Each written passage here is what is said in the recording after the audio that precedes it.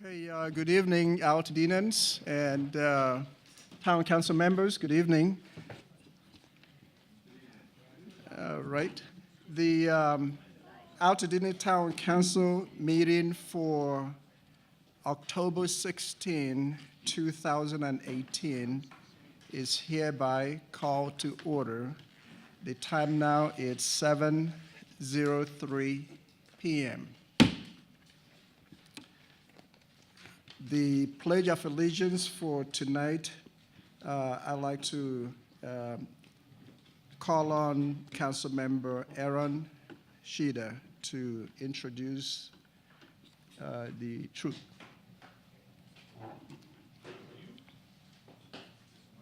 Yes. Okay.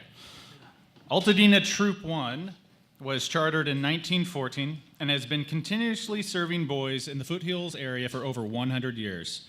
They are dedicated to providing growth opportunities for scouts through an ambitious backpacking-focused outdoor program.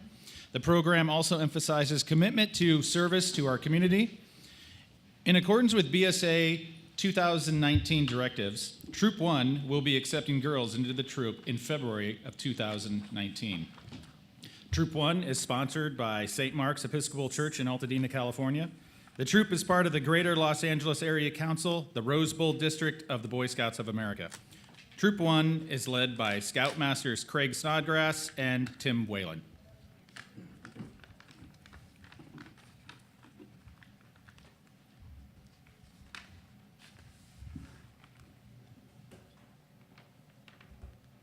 Ladies and gentlemen, please stand for the presentation of the colors and the Pledge of Allegiance.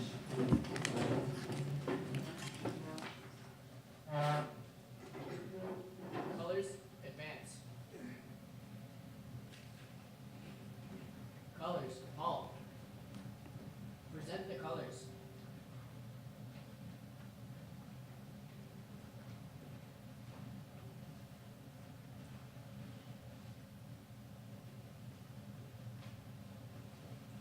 Scout salute. Guests, please honor our flag. Please join me in the Pledge of Allegiance. Ready? Begin. I pledge allegiance to the flag of the United States of America and to the republic for which it stands, one nation, under God, indivisible, with liberty and justice for all. 2. Post the colors.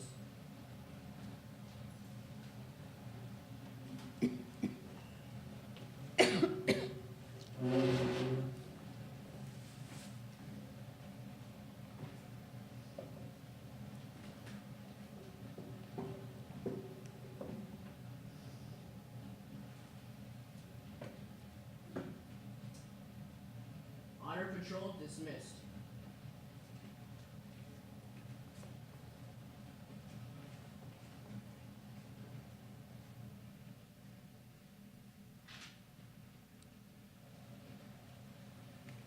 Thank you. Boy Scout Troop 1. Let's give them a round of applause. We certainly appreciate that.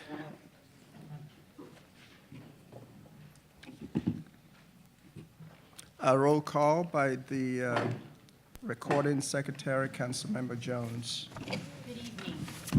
Please respond after I call your name. Okorie, Ezieme. Present. Patricia Sutherlen. Here. Jennifer Lee. Here. Dorothy Wong. Here.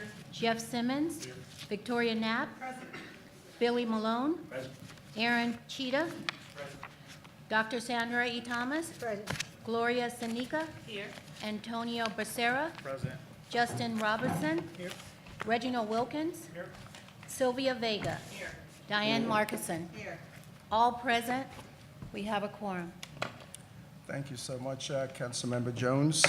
Moving along to the item number 1.3, that will be the October 16, 2018 meeting agenda. I turn it over to the Vice Chair, Chairwoman, Councilmember Sutherlen. Okay.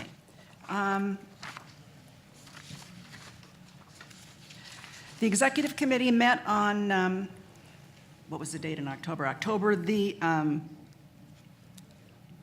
9th, and approve the agenda as presented.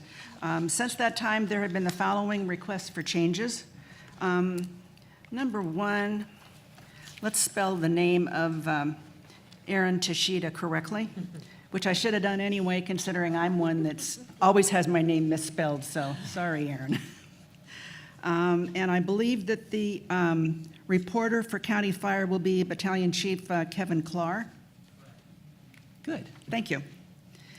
And I'd like to add a brief committee report as number 6.5 for the Film Committee, and I will present it, and it will be very brief. Are there any more corrections or additions? Veronica? Victoria? Census tract update for 4601. As Census tract update for 4603.02. 3.02, and that'll be 8.2. Any more? Okay.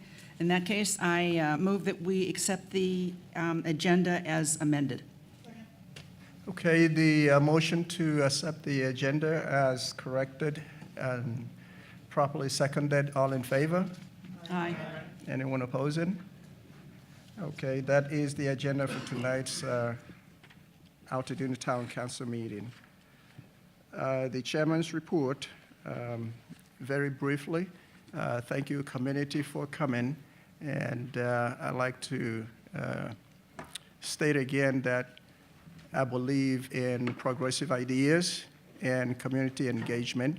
And I also believe that we should never allow our individual agendas to topple and/or override that of the community. We are servants of this community, and we do it with pride.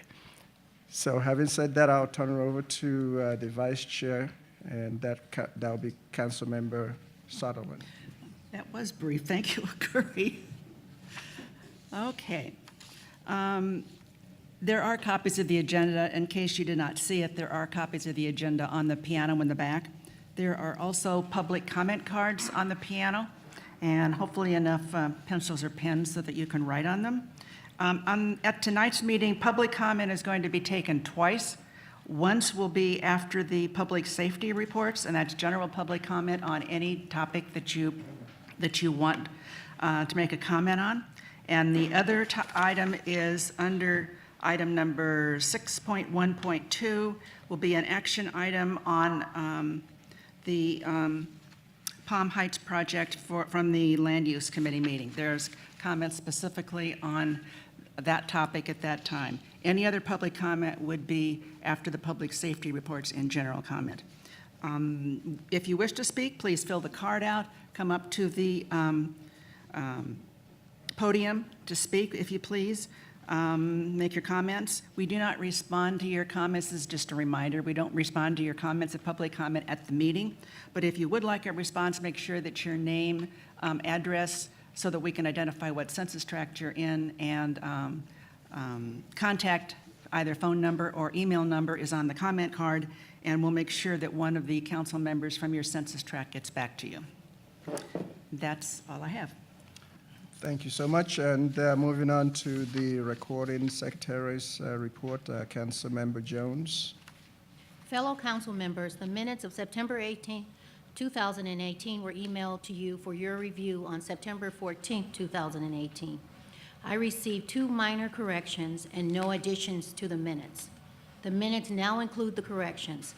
I make a motion to accept the minutes of September 18, 2018 in final form as presented with the addition of the corrections. Second. Okay, Councilmember, there's a motion to accept the September 18 minutes, properly seconded. All in favor? Aye. Anyone opposing? Anyone abstaining? Abstain. Okay, we have 2 abstentions.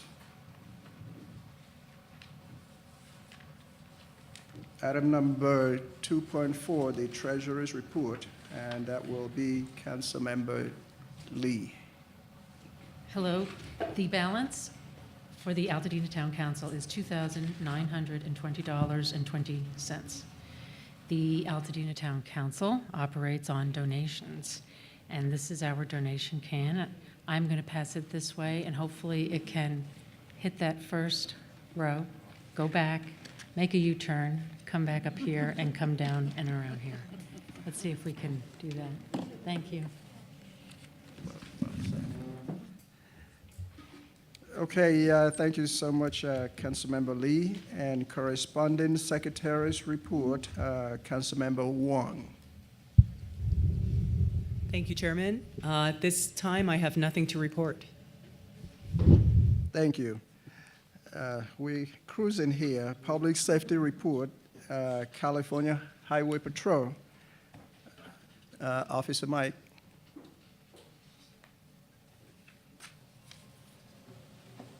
Good evening, everybody. Thanks for having me out here. So the stats that I have for tonight are for the activities and incidents during September of last month. Sorry, somebody's calling me. So for the month, we had a pretty significant reduction in traffic collisions. There was only 21 in total throughout the community. 11 involved property damage only. There was a reduction in hit and runs. There was only 1. 5 of those traffic collisions involved injury, ranging from minor to moderate. 1 collision involved a vehicle versus a pedestrian. The pedestrian in this particular incident reported minor injuries, and he refused transportation to hospital. 3 of these traffic collisions, unfortunately, were DUI related, which led to subsequent arrest. In one of those particular 3 traffic collisions, the 2 occupants of that vehicle sustained severe injury and were transported to local hospital. Aside from that, there were 2 other DUI arrests that didn't have anything to do with the traffic collision. They were simply stopped for a violation, and through investigation, it was determined that they were under the influence, and they were arrested. 0 fatalities, that's always a good thing. This is kind of one of those things where it was like, be careful what you ask for situations. You know, the community was asking for a lot more enforcement, especially on Altadena Drive, Lake, Lincoln, and Fair Oaks. And with the new captain, he's given us a lot of direction to get out into the field more and be a little bit more progressive with enforcement and spotting violations. So through the month of September, there was 131 traffic citations that were issued by officers, many of which were issued by yours truly. So be careful, slow down, buckle up, and put your cell phone down on your center console. 39 of those traffic citations issued were for excessive speed. You guys might see me on Altadena and Berendo. I'll just give up my locations right now. You know, lake north of Altadena, you know, I hide in plain sight. What can I say? 11 citations were seatbelt, and then the other leading cause for citation issuing was pedestrian right-of-way, where people just went through the stop sign and didn't yield to a pedestrian in the crosswalk that was lawfully there. Those are all the stats that I have for the month. With the high winds that we've experienced recently, I encourage people to be careful where they park. A lot of the big trees in the area have a tendency to come down, and as you can see driving around today, you probably saw a lot of debris on both sides of the roadway. Also, being that the power was knocked out, I'll remind everybody, if there's an intersection and it's typically controlled by tri-phase traffic signal lights and they're not working, you're still required to come to a full and complete stop before you proceed through the intersection. That's a huge safety thing. So other than that, I left one of these on in front of everyone. They kind of look like a Domino's pizza delivery menu. They're not. I left some on the back table. Please look over them. This is information that was compiled during 2015. I know we're just getting them now, but there's still really useful information on these. So just look over them. Just for one example, during 2015, distracted driving collisions resulted in 391,000 injury-related collisions, and over 3,477 people were killed. Those are huge numbers. But after you get done reading over this, pass it on, because it's good information, you know. Post it on your lunchroom pinup board or something like that, so that other people have the opportunity to see this information. Thank you. Any questions? Okay, let me start from my left. Councilmember Knapp. Thank you, Chair. Thanks for this, Officer Mike. The distracted driving numbers, was that for California? That was the country? This was the country. This was the country, okay. That's that. Secondly, when it comes to power outages at major intersections where the signals are down, is there a protocol for requesting for stop sign placards at those intersections? We had, even coming home last night, I was coming home very late and the signals on New York Drive were still out and there aren't a lot of overhead lights. And I mean, people were unable to stop for whatever reason or not stopping. And so had there been stop signs, at least as you were approaching in the dark, you would have had they would have been illuminated. So is there a protocol for requesting? Well, you can, if it's an immediate hazard, 911 in that particular incident, or you can call our office. We'll get in contact with county roads, and we'll try and get out to those locations and do some traffic control so that it keeps everybody safe until they're able to get out there and put up some signage. Okay. What we've experienced with that, though, is a lot of stop signs that you've seen throughout the area. With the high winds, they just Yeah. get blown down. So my best advice to everybody is just Slow use down. extra caution when you're traveling through the community. Thank you. Okay, Councilmember Robertson. Hi. Can you share with us the location of the collision that was driver on pedestrian? That's a really good question. I didn't take that information down, I'm sorry. I just looked to the severity of the injuries in regards to the traffic collision. I didn't pay attention to the specific location. You said treatment was refused, which means that it's possible fire responded to that as well. Is that right? In the report, it doesn't notate that fire responded. I'm pretty sure that they were there. They're really good about responding to traffic collisions, especially when it's a vehicle versus a pedestrian or a bicyclist. But in this particular situation, the pedestrian involved refused transport. Thanks. If you look at the report, it says on the second page, two that were versus pedestrian or where there was a person trapped. On the second page of the fire report. Do we think that includes the one to which he's referring? We're going to find out. It was on September 28th. Both of them. I don't have that report. Thank you, though. Find out. Councilmember Jones. I just want to say Officer Mike does more than just give out tickets and patrol around. On October 9th, he gave Jackson School, there were about 70 kids that him and his fellow officers actually paraded to school with them, and the kids were so proud, and so it made such a spectacle in our neighborhood that people were stopping just to watch our walk to school day. It was really, everybody felt safe. It just felt so much better with you guys there, so much more. The kids felt important, so thank you. Awesome. Thank you. I appreciate that. Yeah, let's give him a thank you. Thank you. Okay, Councilmember Sutherlen. Because I am easily distracted and I forget things, a lot of times when you give us numbers, they're for, your whole area numbers. Were the ones you gave us Altadena, or were they the whole area that you cover? No, the Tonight? numbers that I've discussed tonight are just for the community of Altadena. Good, thank you, that's real helpful. Yeah, because in total, we documented about 550 traffic collisions in total, which included freeways, highways, everything else. Right, thank you. Okay, Councilmember Wong.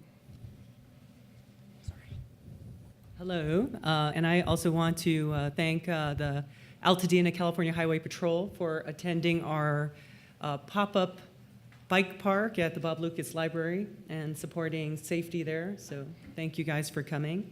And then my two questions are, can I get this in a PDF or any JPEG, you think? I will try and scan it. I'll get with our Okay. PIO officer and see if we can get you a digital copy of Yeah. that. Otherwise, I could probably scan it too. Yeah, All right, we'll race. I'll do it either way. I'll do it. Okay, and then the DUIs, do you know what street those were on by chance?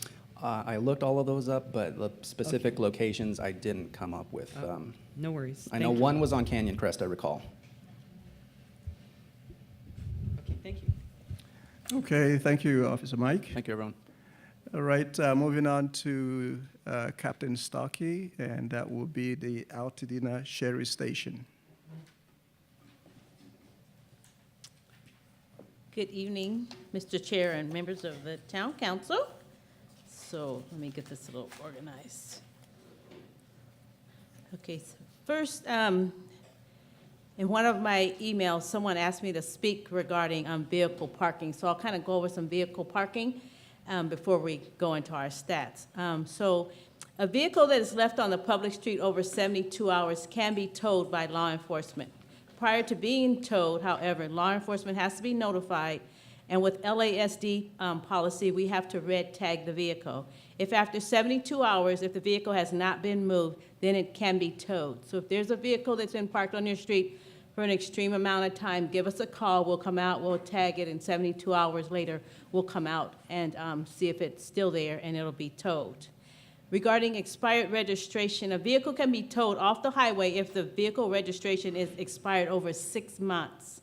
Prior to the 6 months, we issue a parking citation or a warning is given to the registered owner. In Altadena, a vehicle that is over 6 feet wide, 7.5 feet high, or 20 feet in length shall not be parked on any street in Altadena. And that's what we call oversized vehicles. And if that is, the vehicle is parked in your neighborhood, and a lot of times they are usually in Ms. Marcuson's area, just give us a call and we'll come out and we'll ticket those vehicles also. And RVs shall not be parked on any street in Altadena. If you own an RV and you want to park it on the street to load or offload, you can come to the station and get a 48-hour parking permit. You will be limited to 3 permits in a 3-month period. And I think that covers all the questions that were asked regarding parking. Yes, ma'am. The oversized vehicle ordinance is just overnight. It's like between 2 and 6. 2 a.m. and 6 a.m., Yeah, okay, yes. right. Okay. Okay, so we'll go Okay. ahead and go to the report. I have one correction under the aggravated assaults on your report. It shows 4. It should be 5. There was an aggravated assault that occurred in Census Tract 4610. Of the total 5 incidents that we had regarding aggravated assaults, there were 4 persons arrested of the 5 incidents. And of those incidents, none of them were gang-related. We had 0 aggravated assaults related to domestic violence. Our residential burglaries went from 7 to 10. The common factor that I found is that a lot of burglars are trying to make entry via the rear of a residence and via the sliding glass door. So any protection you can take regarding your sliding glass door, please do that. We had 3 in Census Tract 4612, and we had 2 in 4613, and the rest were sporadically on all the census tracts. Under our larceny grand theft, we went from 14 to 17, and of those, 9 catalytic converters were stolen from Toyota Priuses during the period. These were taken from almost every census tract, and they were taken during the early morning hours, like between midnight and 5 a.m. Just as a reminder that if you own a Toyota Prius, if at all possible, please garage your Prius at night or park it behind a locked gate or set the alarm. Many of these are occurring when the vehicles are parked on the street. And the people that are stealing these catalytic converters can steal them in less than like 5 minutes. We did have one person that said he heard some noise in his driveway, but he kind of just thought, you know, it was like a cat or something like that. But when he got up in the morning, his catalytic converter had been stolen. So my advice is that garage your car or put it behind the gate, and please do set your alarm on your Toyota and all vehicles. Our larceny vehicles remained at 3. Our GTAs just went up by 2 from 4 to 6. And of those, 2 of those were recovered within 10 days of being stolen. And our arsons remained at 0. And as always, if you see something, say something. Don't depend on someone else to give us a call. And one other thing is on Halloween, we're going to participate with the Department of Parks and Recreation at trunk or treat at Farnsworth Park. So all children and adults are invited. We'll start at 5 p.m. till 8 p.m., and that's going to be at the lower parking lot at Farnsworth Park. And I don't have this electronically, but we're going to try and get one, and when I do, I'll send it to you. That concludes my report. Are there any questions? Any questions from council for Captain Stuckey? Okay, Council Member Markison. Sorry, just another, you know me and the parking thing on Washington.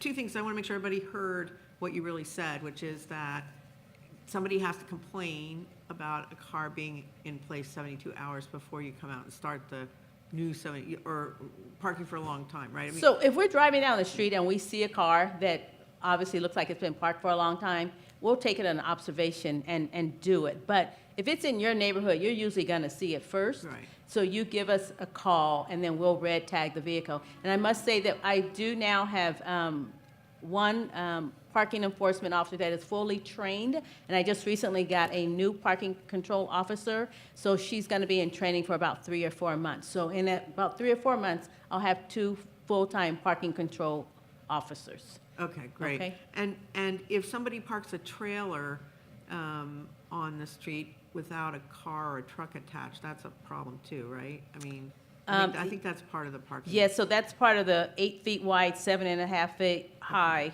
that, so we could get it on, under that section. Thanks very much. Okay? Okay.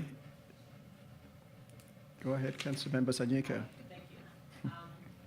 I was just wondering, is there a limit on the number of cars that can be parked by one family? No. So many times, there's a husband and wife, and they might have 4 kids, and the kids start going away to college, and then they come back, and so you end up having like 6 or 8 cars.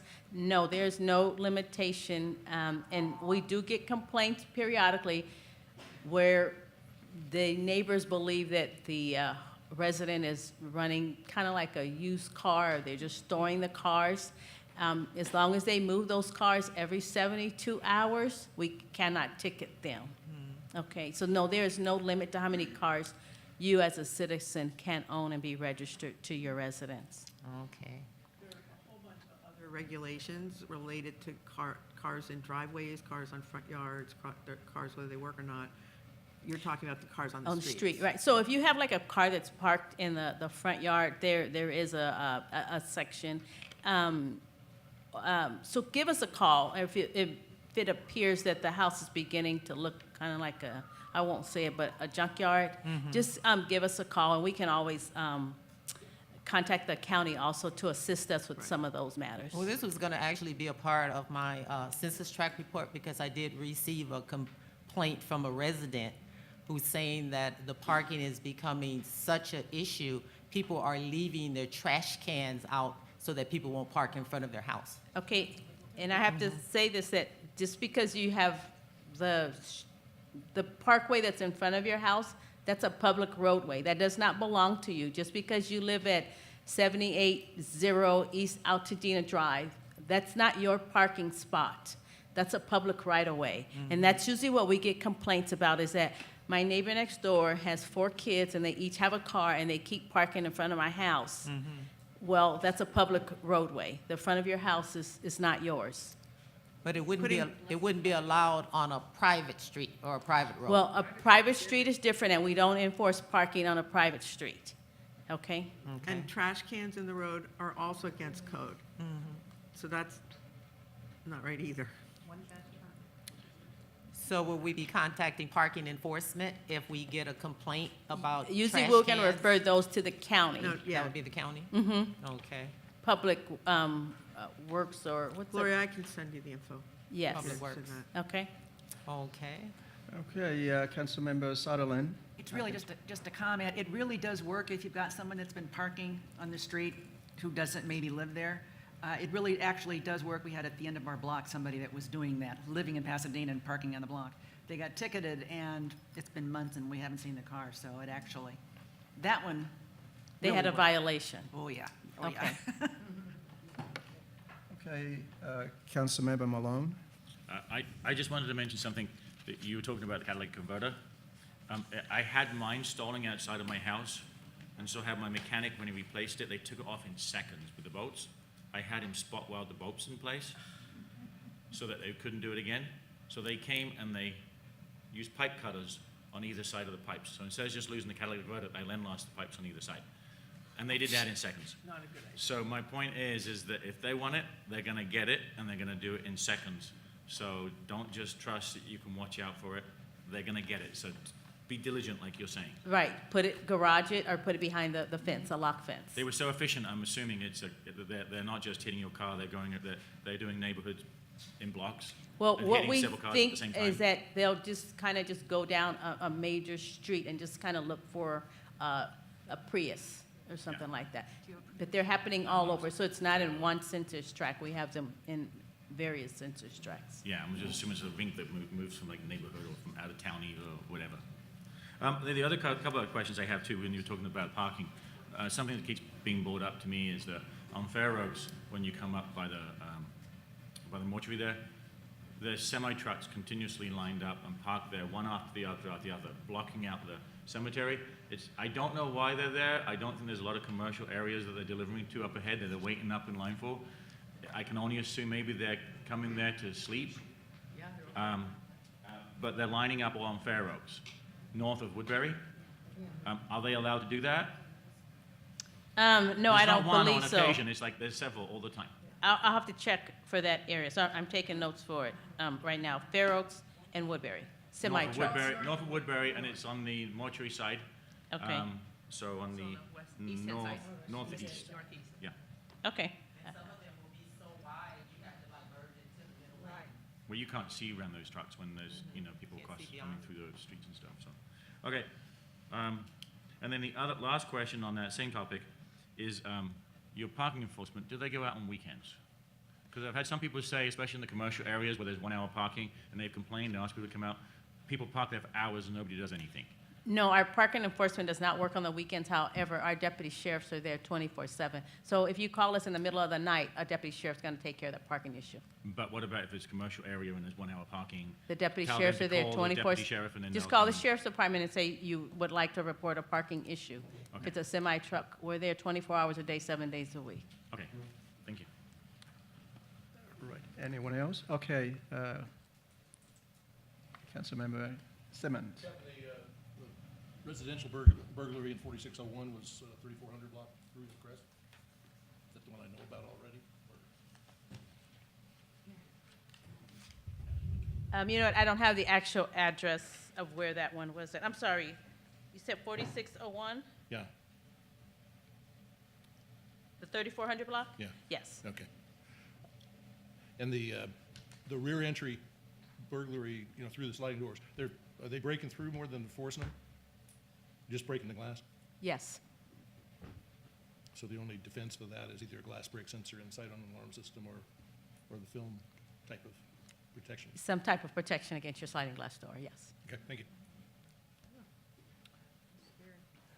Any further questions from council? Thank you so much, Captain. Thank you.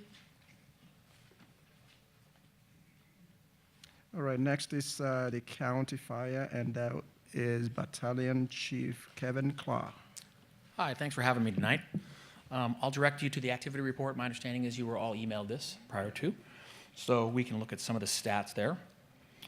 Looks like there was 272 medical responses, and you can see below that it shows the types of responses, and then below that it shows which ones were advanced life support and which ones were basic life support. So that's pretty self-explanatory. And then on the next page, it has the fire incidents.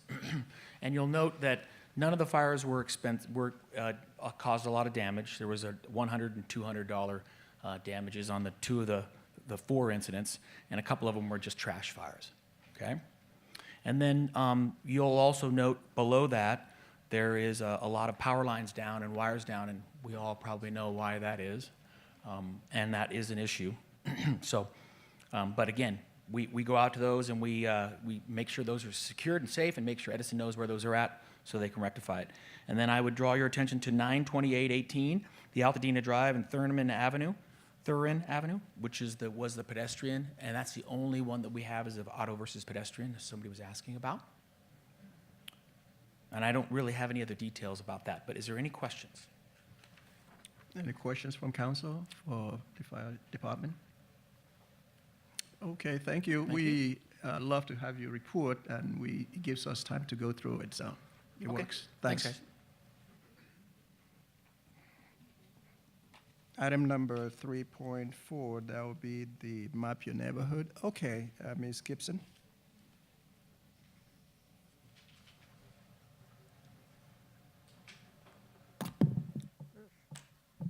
Good evening, everyone. We really appreciate this opportunity to share information with you and with our town. Thank you. I just would like to quickly report that we are up to 9.40% of households in Altadena that are covered by a plan. So we're chugging right along, as you might note. And some of you have been trained by Steve Reagan. You came to the training over at the Altadena Town and Country Club, and he usually leads that. He's quite a motivator. He has a way with facts and presents them in a very impressive way. Well, he's just told us that his September training was his last with us, and that he'll be leaving us at the end of the year. So I just wanted to let you know that, because if you see him around town, I know you'll want to say thank you and for all the great work he's done for making Altadena disaster resilient. And the final thing I want to say, I notice everybody's doing this quickly, is that November 4th is our final training for the year. We'll pick back up in January and just keep chugging along there too, training people how to host Map Your Neighborhood meetings on your street so that you and your neighbors can learn how to prepare for a disaster and to respond in a really efficient, coordinated way. So we hope everyone who hasn't been to training so far would come November 4th at the Altadena Town and Country Club.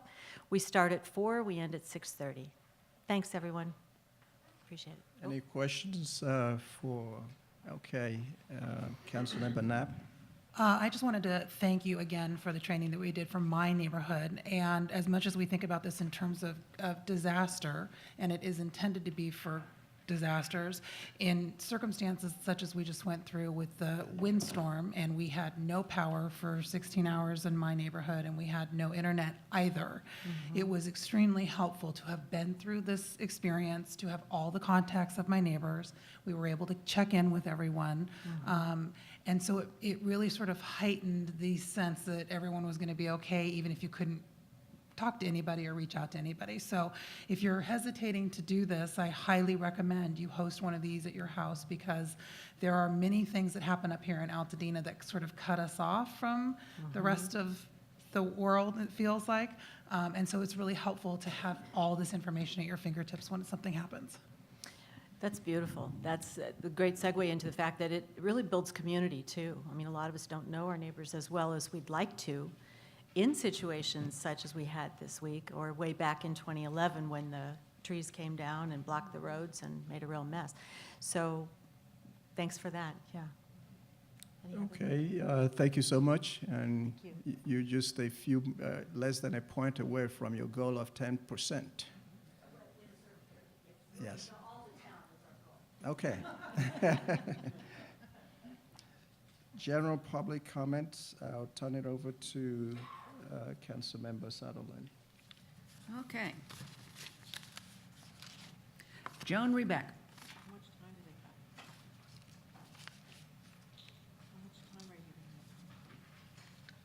We've got, I know, hang on. Hello, I'm Joan Reback, and I'm with Neighbors Building a Better Altadena. Thank you very much for this opportunity to bring information to both the council and to the residents of Altadena. As most of you know, Neighbors Building a Better Altadena is ongoing, working for the goodwill of the community and trying to improve the communications and input of the community with each other and to wherever it needs to be heard. We have a meeting coming up on the 27th of October, And that meeting, Anthony Portantino will be at that meeting to answer questions about bills and issues facing Altadena. So this is a rare opportunity to dialogue with him, ask him questions about bills that he has the opportunity to support or has supported. Sadly, we're not able to use the community center here on that Saturday morning. I was hoping that I could say we're going to be at the library. That's not been totally confirmed. We hope to be at the library. Should that not happen, please check our website, or we will have notices out on Nextdoor and other places. We also want to again encourage that all of the council members remind their constituents that we have the library board on the ballot at the end of the ballot, and that on October 24th, there is another candidate forum that is being sponsored by Friends of the Library. I don't know if there's anybody else here who might be mentioning that, but it doesn't hurt to hear it twice if there is. But just any way that you can help people be more informed and make sure that they vote, that would be great. Ooh, Karen, do you know? Linda? Sorry. All right, but the Neighbors Building a Better Altadena meeting starts at 9 for coffee, and the meeting starts at 9:30. Thank you. Thank you so much. And Hickenbottom. Sorry, Ann.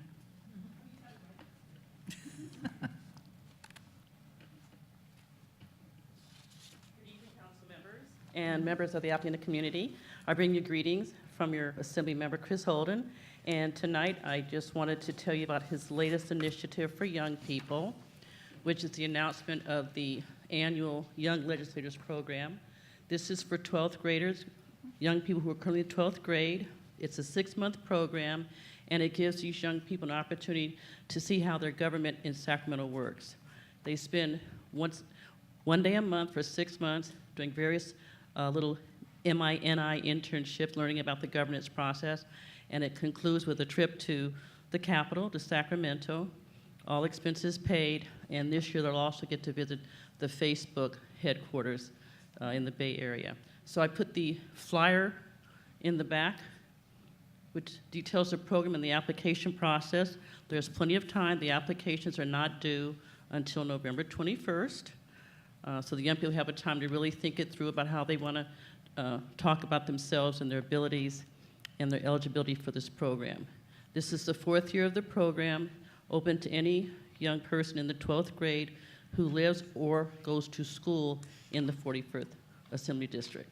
So if you have any more questions or have any questions for me now, or you can send me an email later. Thank you very much. Nice to see you. Thank you. Linda World.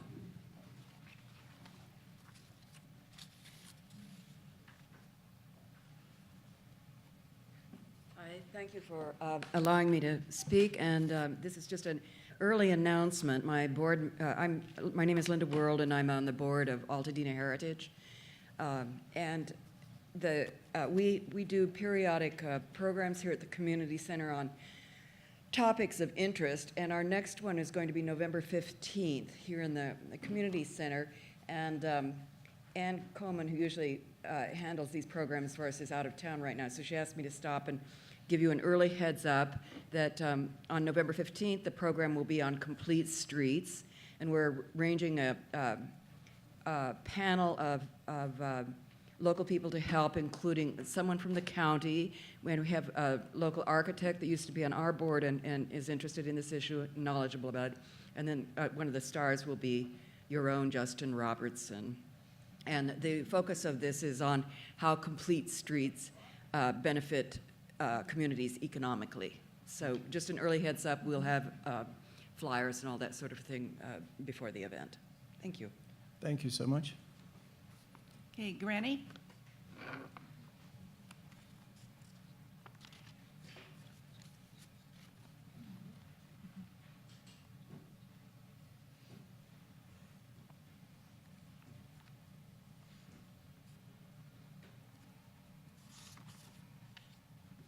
There's only one recycling place in Altadena. And by 10 o'clock in the morning, it's filled. We pay extra when we buy drinks, soft drinks, and water.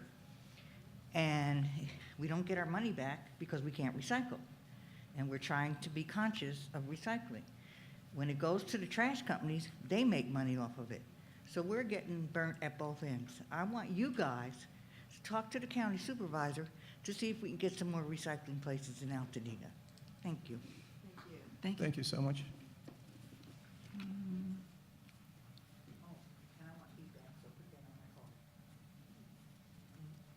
She wants me to get back.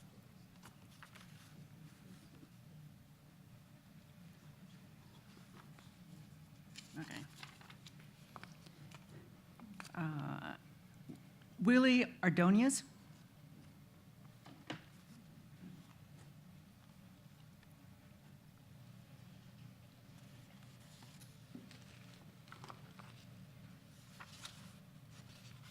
Good evening, everyone.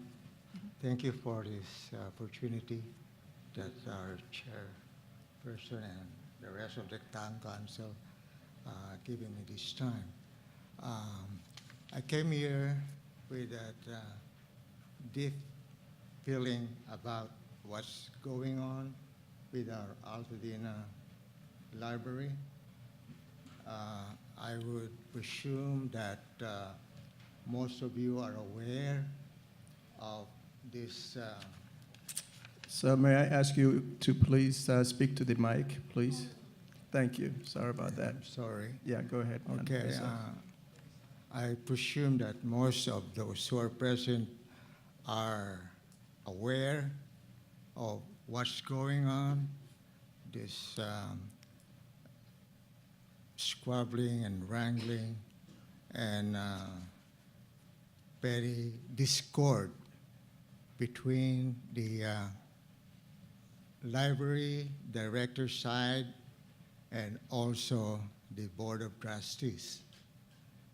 This has been going on in the first few months of, I think, this year, and it's affecting people who loves to go to learn, use the facility that's being offered by our Altadena Library.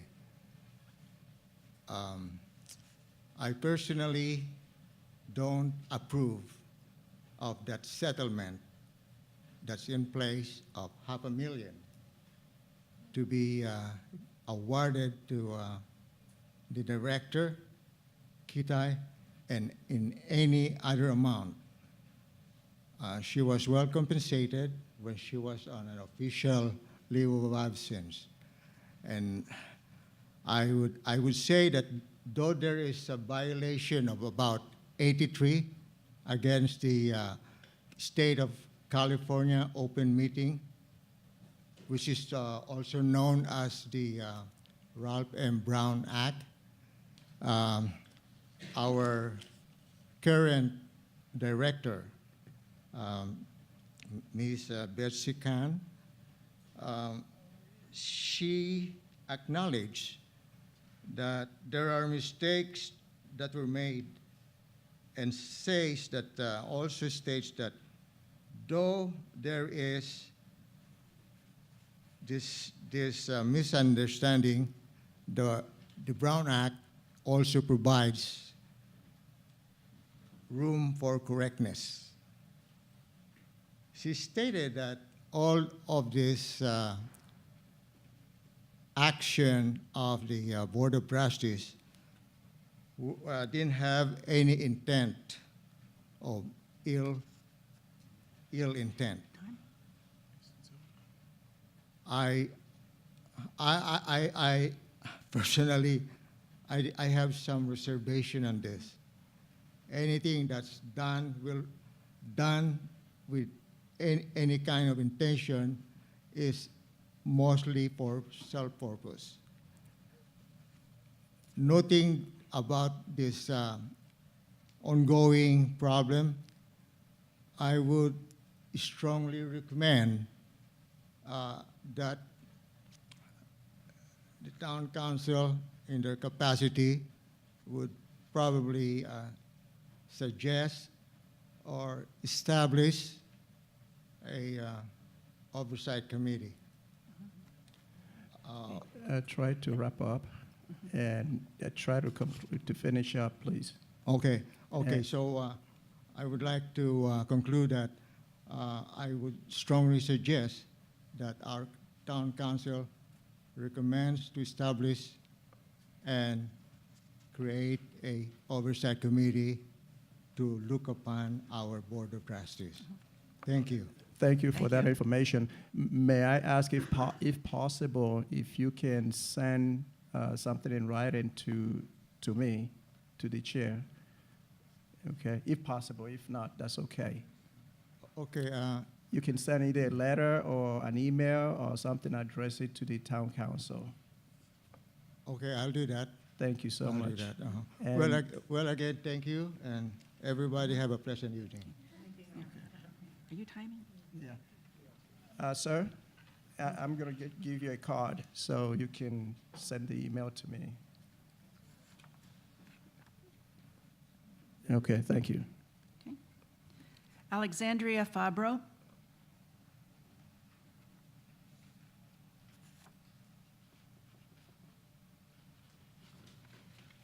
Good evening, council members. My name's Alex Fabro, and I've been about an 8-year resident of Altadena. Although I grew up in this area, my dad was a lifelong employee of LA County Public Works, the Flood Control Division, and I spent many an idyllic Sunday with my dad hiking up the Arroyo. He'd proudly show all the check dams. It was just a very fabulous upbringing to enjoy what is, at the time, it was called Oak Grove Park. Now it's Hahamunga. So now that I live in this area, I'm just alarmed at the scope of what the sediment removal project entails. It is just vast, and I think it ignores the irreparable damage that will be done to Hahamunga. There's so much confusion out there about the oversight. This muddle of agencies, Army Corps of Engineers, City of Pasadena, LA County, Flood Control District, Public Works, all of this. And my understanding is that the scope was actually reduced last year in November 2017, yet now the Army Corps of Engineers is ready to go with the larger scope. So, you know, hopefully the presentation tonight discusses that, because right now, the way I'm looking at it, the agreement from the County Board of Supervisors is being violated with this talk about, hey, let's fire up those trucks right away. And, you know, the disregard for the diesel pollution that's just gonna hang in the Arroyo, the noise pollution, the road damage, the damage to the 70-plus acres of riparian area with roads that have to be constructed in order to remove the sediment. You know, the damage from doing an initial huge dig rather than slowly addressing the issue, it's not going to be recoverable. So I would urge you all, after we listen to the presentation, to think long and hard about irreparable damage versus a slower, more considered solution to sediment removal. Thank you. Thank you. Thank you. I can pronounce the first name, but I can't pronounce the second name. Stephen? Yes. Last name begins with an S. Yeah, it seems, I think it's, no, it's the land use, it's the land use. Good evening, council member. Go ahead. Yeah, My name go is ahead and Steve speak. Sims, resident of Altadena for over 40 years, and I live in the sparse neighborhood. Yes, sir. By any chance, are you speaking on the Palm Heights or Yes. something else? May we ask that you hold that because we're not there yet. I'm We thought sorry. it was general Okay. public. Okay. Is that I can do okay? that. That's fine. Thank you so Thank you. much. Okay, I I'm think that, sorry. will that conclude the general public comments? Right. Yes. Okay, so the general public comments period is concluded at the moment. So let's move on to the special presentation that will be the Devil's Gate soil removal project, and I'd like to bring up Rudy Rivera, civil engineer with the Department of Public Works. Good evening. I'm not Rudy Rivera. My name is Dan Lafferty. I'm the interim deputy director over our Water Resources Core Service Area. But I did want to come today and address you. Rudy has been here in the past to give you some updates on what's been happening with the project. But this is a moment in time where I felt it was important to introduce you to the team that's going to be moving this forward. We've gotten past the project planning phase. We are now entering into the construction phase. And that internally for us means there's a handoff to our construction division. And we have a liaison, a community liaison that we put on this project by the name of Brittany Barker. And so it was important, I thought, to come and introduce you to Brittany, who will be kind of the face of the project moving forward. This is a very important project for the flood control district. The sediment that has accumulated, especially since the station fire, really does pose a threat to the ongoing ability for us to operate that dam. And if we were to lose the ability to operate that dam, it poses a significant threat to the residents who live downstream of Devil's Gate Dam. So with that, I'll bring up Rudy. We do have, and before we move any further, I apologize, there was a miscommunication on our end. We weren't clear on the availability of computers and projectors for the presentation. But if the council is willing, we do have paper copies that we could hand out to each of you and to the members of the audience. And as we walk through the presentation, otherwise it's going to be a very short and abbreviated version. If we can't bring that to you, we would then come back again in November if that's a better alternative. Okay, let's proceed. Okay. So let me introduce Rudy Rivera and Brittany. They're going to tag team a bit on this presentation. Rudy will kind of talk about the project specifics in terms of how the planning process worked and where we ended up with as a project. And then we'll hand it off to Brittany, who will then walk through the construction and what folks can expect to happen in the near term and then throughout the duration of the project. All right, thank you so much. And please try to be as brief as possible. We had to accommodate because of the urgency of the request.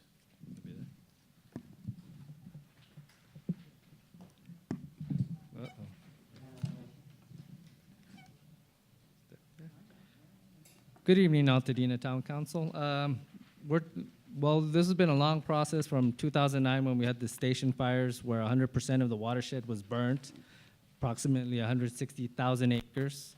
The following year, we had the 2010-2011 storms, which brought 1.3 million cubic yards of sediment into the reservoir, leaving a capacity of 1.3 million cubic yards left to be able to capture water and additional sediment, and that would not allow us to provide the needed flood control protection for the communities downstream. So does everyone have their handout already?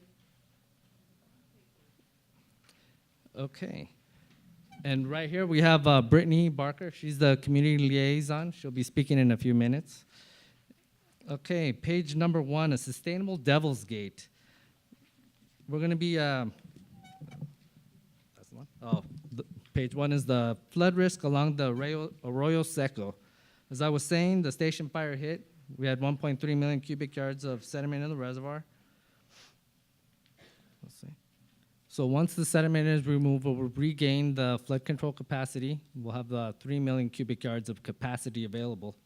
If you turn to page number 2, that's a sustainable Devil's Gate, where we enhance the native habitat and recreation. So we're using 49 acres of the 258 total acres available as part of the easement that belongs to the city of Pasadena. That'll be the blue area that's surrounded. That'll be the 49 acres. And then we'll also have 70 acres of habitat. That'll be the green area, where we're going to start in October. Our environmental consultant is going to begin removing invasive and non-native vegetation. So you'll see that work starting to happen. That needs to be removed so that we could, they'll be planting native vegetation, which will attract wildlife that probably hasn't been seen in many years, like the least Bell's vireo. See? Okay, and then thus establishing the reservoir pool. If you flip to the next page, the construction page, by providing the permanent maintenance area, the 42 acres plus the 7 acres of side slope, it'll reduce the need to do any major sediment removal project like the one we're doing right now. So the total amount of sediment that'll be removed over a 4-year period, starting in April 2019, will be approximately 1.7 million cubic yards, plus any additional inflows that come in during any major storm. And then what we're allowed to remove per the EIR is about 800,000 cubic yards maximum a year. And that will give us a 3 million cubic yards flood control capacity.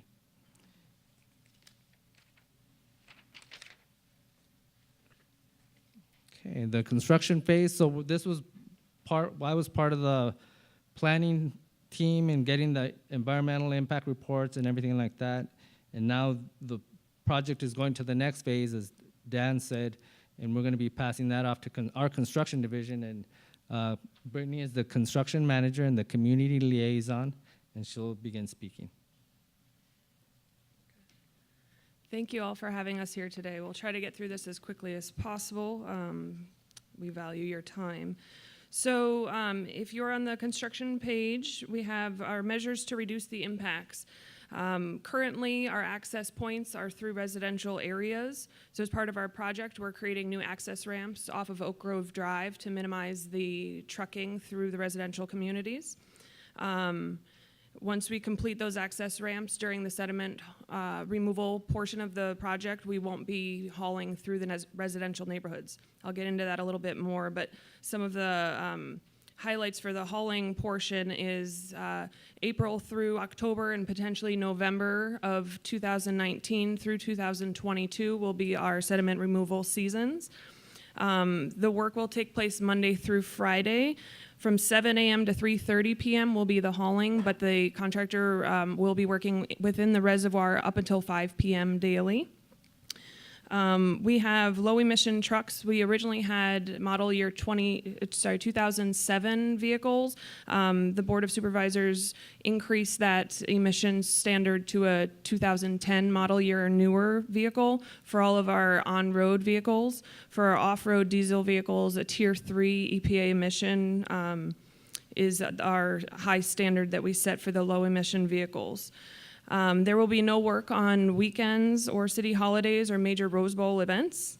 No staging on streets within the public right-of-way, city, county, any streets in this general vicinity. We're going to be extremely strict on that. The contractor will be patrolling frequently to make sure that the contractor does not stage their trucks. In the first instance, if we do see a violation, we notify them immediately in writing, and then the second instance for that specific truck driver, they'll get kicked off the project for a year. So this is a big project that they're going to want to stay on for consistent work. So we're taking that extremely seriously. We understand the community is very concerned about that. So please, I'll be giving out my contact information at the end. If you notice anything, please come to us. The community is our first priority. We want to make sure that we're working together to make sure that we're all in compliance. In addition to the trucks, they'll be covering the back of the truck, and we're enforcing BMPs are their best management practices. It's essentially just ensuring that the contractor is cleaning up everything. They have street sweepers, water trucks, keeping the dust contained. So we'll be making sure that those BMPs are strictly enforced as well.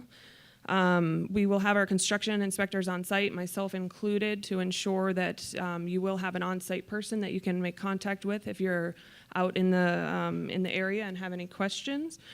Also, we have balanced the trucks between the cities of Pasadena and La Cañada, Flint Ridge during the sediment hauling portion of the work. So if you turn the page to taking a community first approach, we have three, they look similar slides here, but I'll just explain. So this is the haul routes. The first one here is if you notice the legend has AM drop-off route. So to minimize the impact to the school districts, we have La Cañada High at the corner of Berkshire and Oak Grove Drive. Between 7 and 10 a.m., we have the trucks taking a left out of the reservoir to head towards Windsor and use that access point. After 10 a.m., if you go to the next page, where you have the light blue arrows, 10 a.m. through 3:30 p.m., the trucks will take a right out of the site and head towards Berkshire Place to get on the freeway. And then when they come in, they'll be coming in Windsor through Oak Grove Drive and into the site with the new access roads that we've constructed. If you turn the page again, the final haul route is in yellow. So when school is out of session for the summer, the trucks will be using Berkshire Place to go in and out to get on and off the freeway. If you turn the page again, you have a rendering of what we envision that the site will look like. This is with a full reservoir, so hopefully we'll be out of the drought at some point and we'll be able to enjoy an image such as this. If you turn the page again, this is a rendering showing what we can expect to see after the storm season, prior to the next year of sediment removal. So you'll see the little stream, we call that the low flow, going through the dam, and then some grass-like vegetation within the reservoir area. If you turn the page again, just to give you an idea of what to expect when we are out there, our phase 1 is the restoration that Rudy had mentioned previously. So we'll be starting that work this month, and it'll be ongoing through March 2029. So it's just, after they initially plant, it's just gonna be ongoing maintenance. It's not gonna be major work. All of the replanting activities will be done with hand tools. So other than the occasional truck coming in and out for that activity to bring in materials or to take out the vegetation, you won't see too much of an impact out there on the streets. And this will be the restoration of the 70 acres of non-native and invasive vegetation, and we're replacing with drought-tolerant native habitat. And all the planting has to be done by April of 2019. There will be some minor grading and recontouring. If you see the green portion on your map, that's the location where the invasives will be removed and native planting. An irrigation system will be installed for the establishment of the new vegetation, which will include installation of container plants and pole cuttings and seeding. And there will be routine weed removal and ensuring that the irrigation remains in place until the full establishment of the habitat. If you turn to the next page, phase 2, this is where we will start our access road construction and vegetation removal. Those two phases of construction will be constructed concurrently. So beginning in next month, November 2018, through approximately March of 2019, we will remove 51 acres of vegetation that you can see outlined in the purple hatched area on your slideshow. And then that workspace will be clearly defined with fencing or staking when we get ready to start that removal process.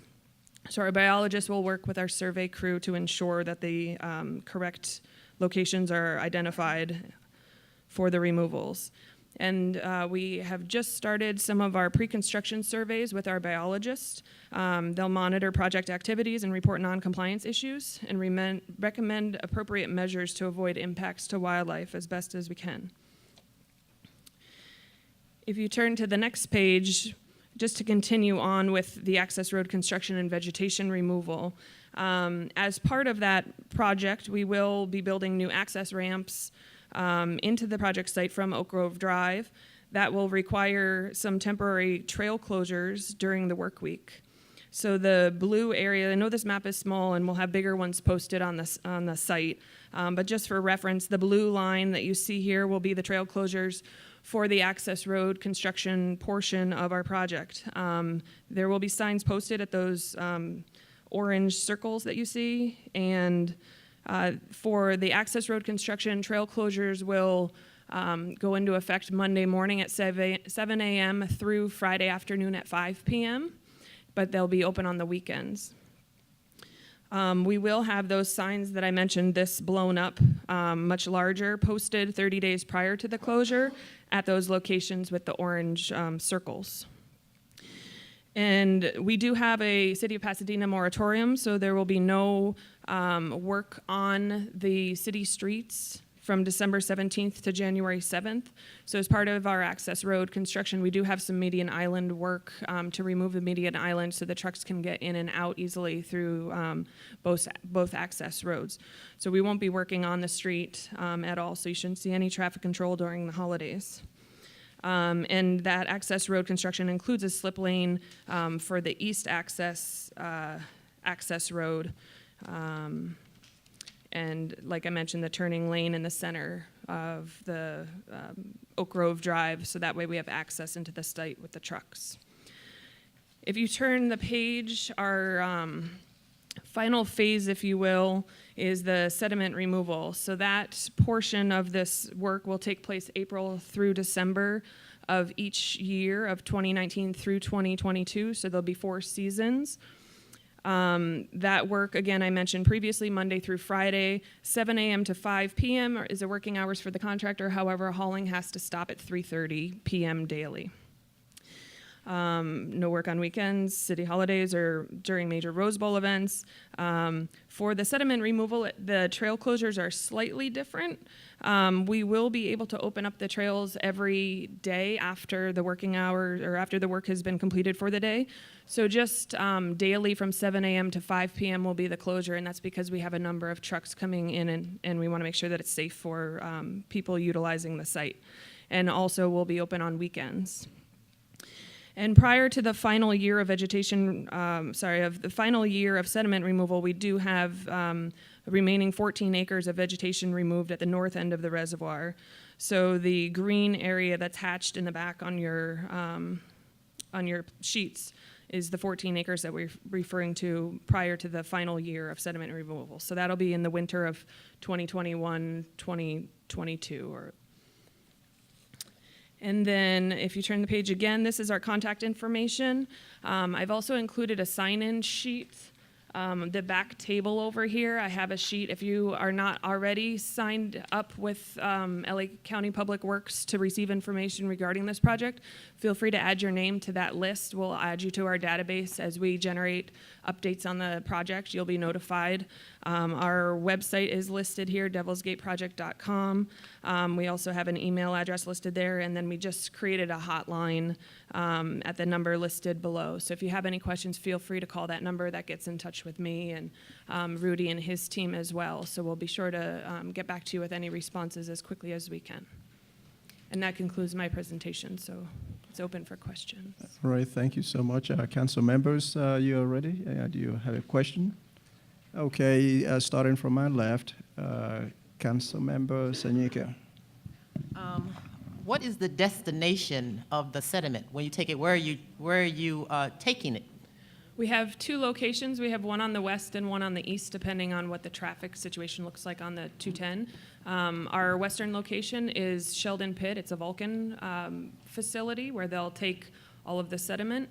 And then on the east side, we have our own facility, Manning Pit, where we're also conducting or performing some improvements on that site as well, using the sediment that's being removed from the site. So what are you planning on doing with the sediment once you get it there? It's just going to be piled, like a big mound piled there, or what? No. So Manning Pit, we have a whole drainage system that we've designed there. So we're planning on compacting and filling it up to much higher than it is now, and we're just going to leave it with the drainage in place for future use that will be decided at some point. For Vulcan, I don't know what their ultimate goal is, but they have their site open for all the contractors to utilize in the area. So And my last question is this sediment is a combination of vegetation and ash from the fires? When you say sediment? is that- Right, so the vegetation will be separated out and disposed of at a landfill, Shoal Canyon landfill in Sun Valley. So that will be done first, and then it'll be clean sediment that will be removed to the other locations, the Vulcan and the Manning Pit that I mentioned previously.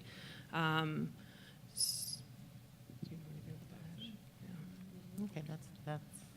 Okay, to my left, any questions from? I have a Okay, question. One of my Councilmember questions Jones. you just answered. The other one, there's lots of jobs involved in this. Did any of this come through Altadena and hire any residents?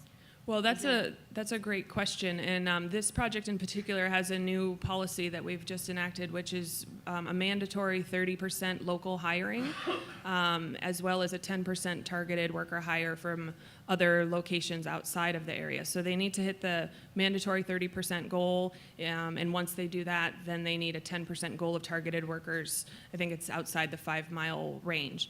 So as part of this contract, we have a jobs coordinator that's been hired.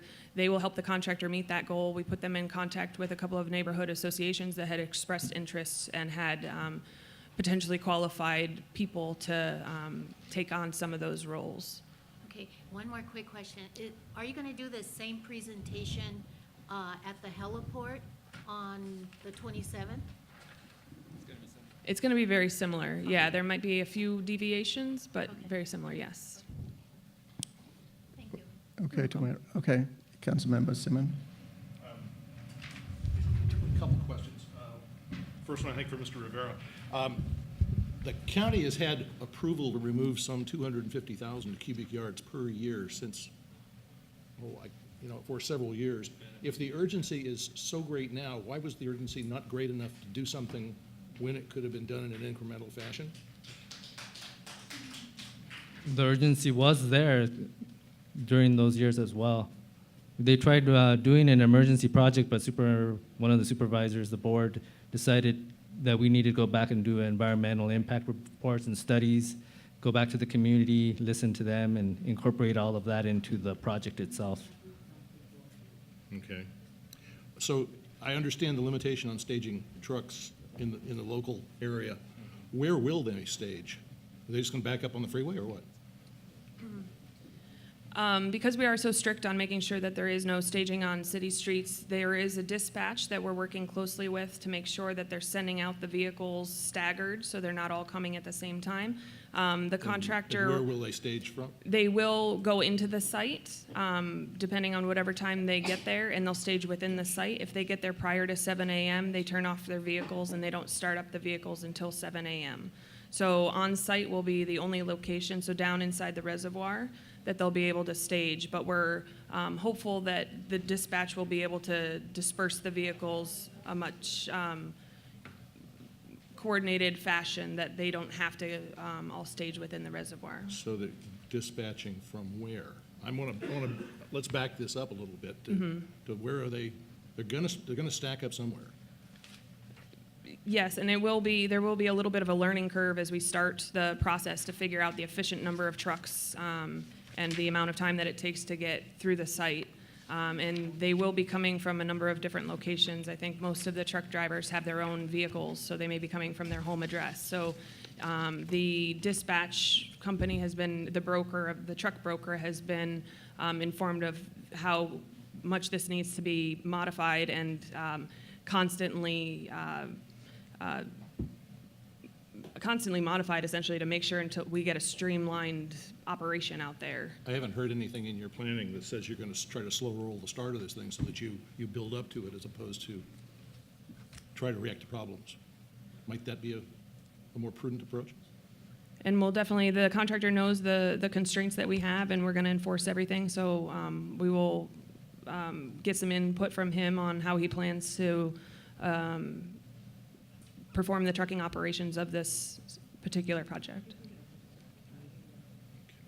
The last one, the left turn off of as they exit at Windsor, eastbound 210 onto northbound Windsor during the daytime drop-offs, that's a nasty corner for a semi to go through.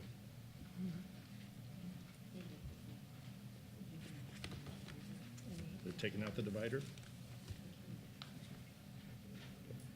Are you saying a left turn out of the site? No.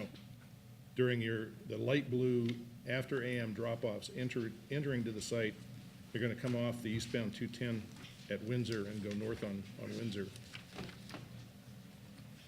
That's, yeah. You're saying they won't be able to make a left? That's an interesting corner for a semi to stay in lanes. Yeah, well, they're initially going to build the access road starting in October, November. Most likely in November. They'll build the access roads and they'll be able to go in through Oak Grove Drive. We're not talking about Oak Grove. You're talking before they do the access road? I'm talking about this left turn as they come in here. Mm-hmm. She can look at that and get back to us. Yeah, we can look. Yeah, we can get back to you. Is there any chance of reconsidering the 7 to 5 p.m. During the course of the the removal program to allow, if your haul ends at 3:30? At 3:30. Mm-hmm. Let the public back in by 4, because a lot of people, use that trail in the afternoons. Yeah, we'll look at that and take that into consideration as trucking operations begins to get started and ramp up. Is that hour a big? Now, we always have to, the main concern is also safety. We don't want to allow people to go in there if it's not safe for them to do so. One of the other considerations that we have is trying to make sure that we're getting the amount of sediment removed that needs to be removed. So there was a delicate balance between trying to make sure that we were sensitive to all of the issues surrounding the project site, but then also being able to complete the project to make sure that the sediment needed to get out is out. So the activities that are occurring between 3:30 and 5 on site are the things that the contractor needs to be doing on site to make sure that they're progressing. And if they happen to be able to get that done more quickly, then those trails would be open at that point. It's really going to depend on how that flow begins to look and what kind of work at which particular stage that they're in and what they need to do between that 3:30 and 5 o'clock window. So we can try to make sure to get them out of there sooner, but it may be that they have staging and site cleanup and preparation for the next day that has to happen during that hour and a half. Because that's over a fairly long period of time. Yes, and again, it's a daily exercise that they've got to button up the project site and they've got to make sure that they're ready for the next day. So there are activities that need to take place in making sure that there aren't folks in there that could pose a problem while they're getting that all arranged. I understand that. Yeah. Okay, Councilmember Wong.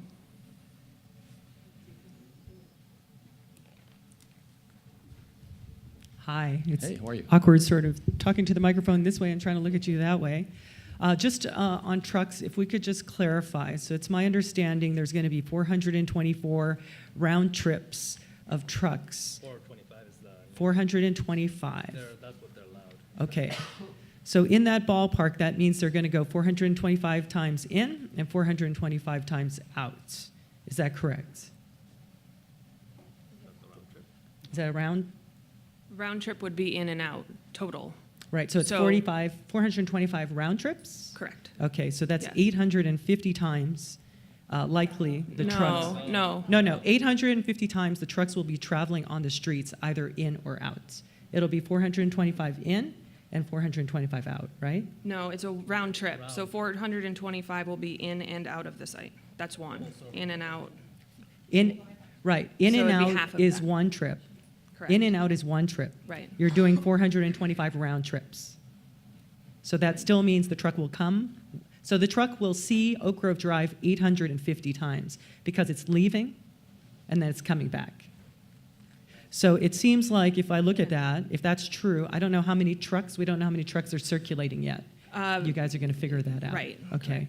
And then do you know about like bulldozers, water trucks, work employee trucks? Do you know how many vehicles you think that would be in addition to the 425? We don't have that information quite yet. The contractor is in the process of submitting all that information. Most of the equipment, the bulldozers, excavators, front loaders, all that stuff will remain on site, so they're not moving Right, it. once they come. Correct. And then the contractor's vehicles are prepared to stage on site as well. We're not sure how many employees there will be yet or how many vehicles. A lot of them carpool. So it sounds like there'll be at least 1,000 trips a day, like coming, going, coming, going. So I got you. And then will that amount of trucks start with the demolition of the trees and habitat? All No. of that volume? No, so this Yeah. is the maximum volume during the sediment removal portion only. Yeah. Our current estimate for the vegetation removal and access road construction is approximately 25 to 30 truck trips daily. Okay. There might be about 5 trucks. Will they chop setting out. them there and then take them away, or will they get hauled to a place to get chopped? I think they're planning on chipping them at a different location. Got it. That's good to know. Thank you. And then the actual earth trucks, are those, their diesel levels are not 2010 as the dump trucks. So like the bulldozers, those are just whatever diesel, and the water trucks, those are not 2010 diesel. I believe it's just the hauling vehicles. Okay, got it. And then just quickly, question. So obviously I know a lot of information, but when I look at this picture, it says Devil's Gate Reservoir Restoration Project. And there are 2 amazing community science. A lot of people love this place. So between the birders and people who love nature, there's over 6,000 sightings of over 600 species.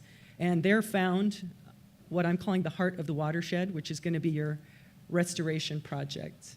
So it seems very counterproductive because this is closest to water source. So they're actually alive, while the trees above that you guys are going to be working on restoring are above the stream zone, and currently they're stressed and dying. So obviously you guys have heard this before, but I really want people to understand why, and I know we need to take out 1.3 came down in the station fire. That was a significant amount. But the current sediment that's in here right now is about the same amount of sediment that's been here since the 1930s, when we had the big 1938 rain. And it's really the lack of sediment management over time. And then obviously the earthquakes came and the spillway lowered.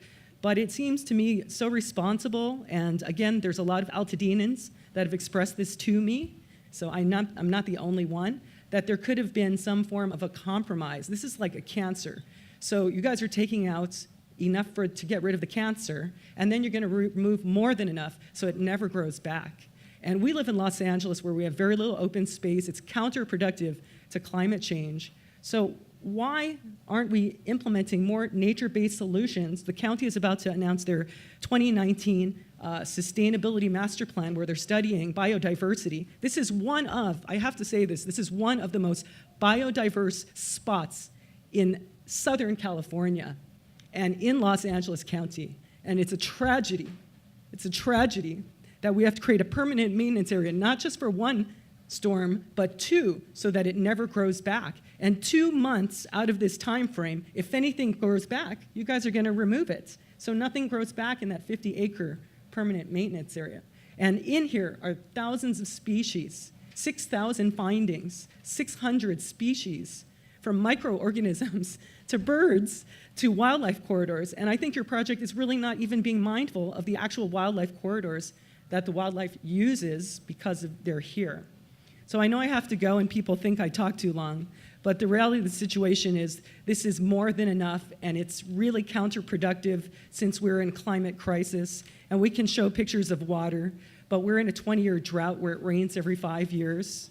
And so if you guys are able to remove a ukulele instead of a cello and preserve the West Altadena drain, is where it's most lush with habitat. And based on your model here, you're going to remove it all and then grow it back. Where will all of these birds go? So birds are key in this area. I don't know if you can answer any questions. And, you know, this has been going on for 10 years. And for me, this is the first time that I've had a project. And I know you guys had to wait for several reasons. But this is moving so fast. And when those trees go, they'll never come back. And you can dig all you want on the side slopes. When storms come in, how are they going to go? And once you guys, you know, have your mitigation out, this stuff is gone. And it's a tragedy that this is happening. And I hope you all know that, residents.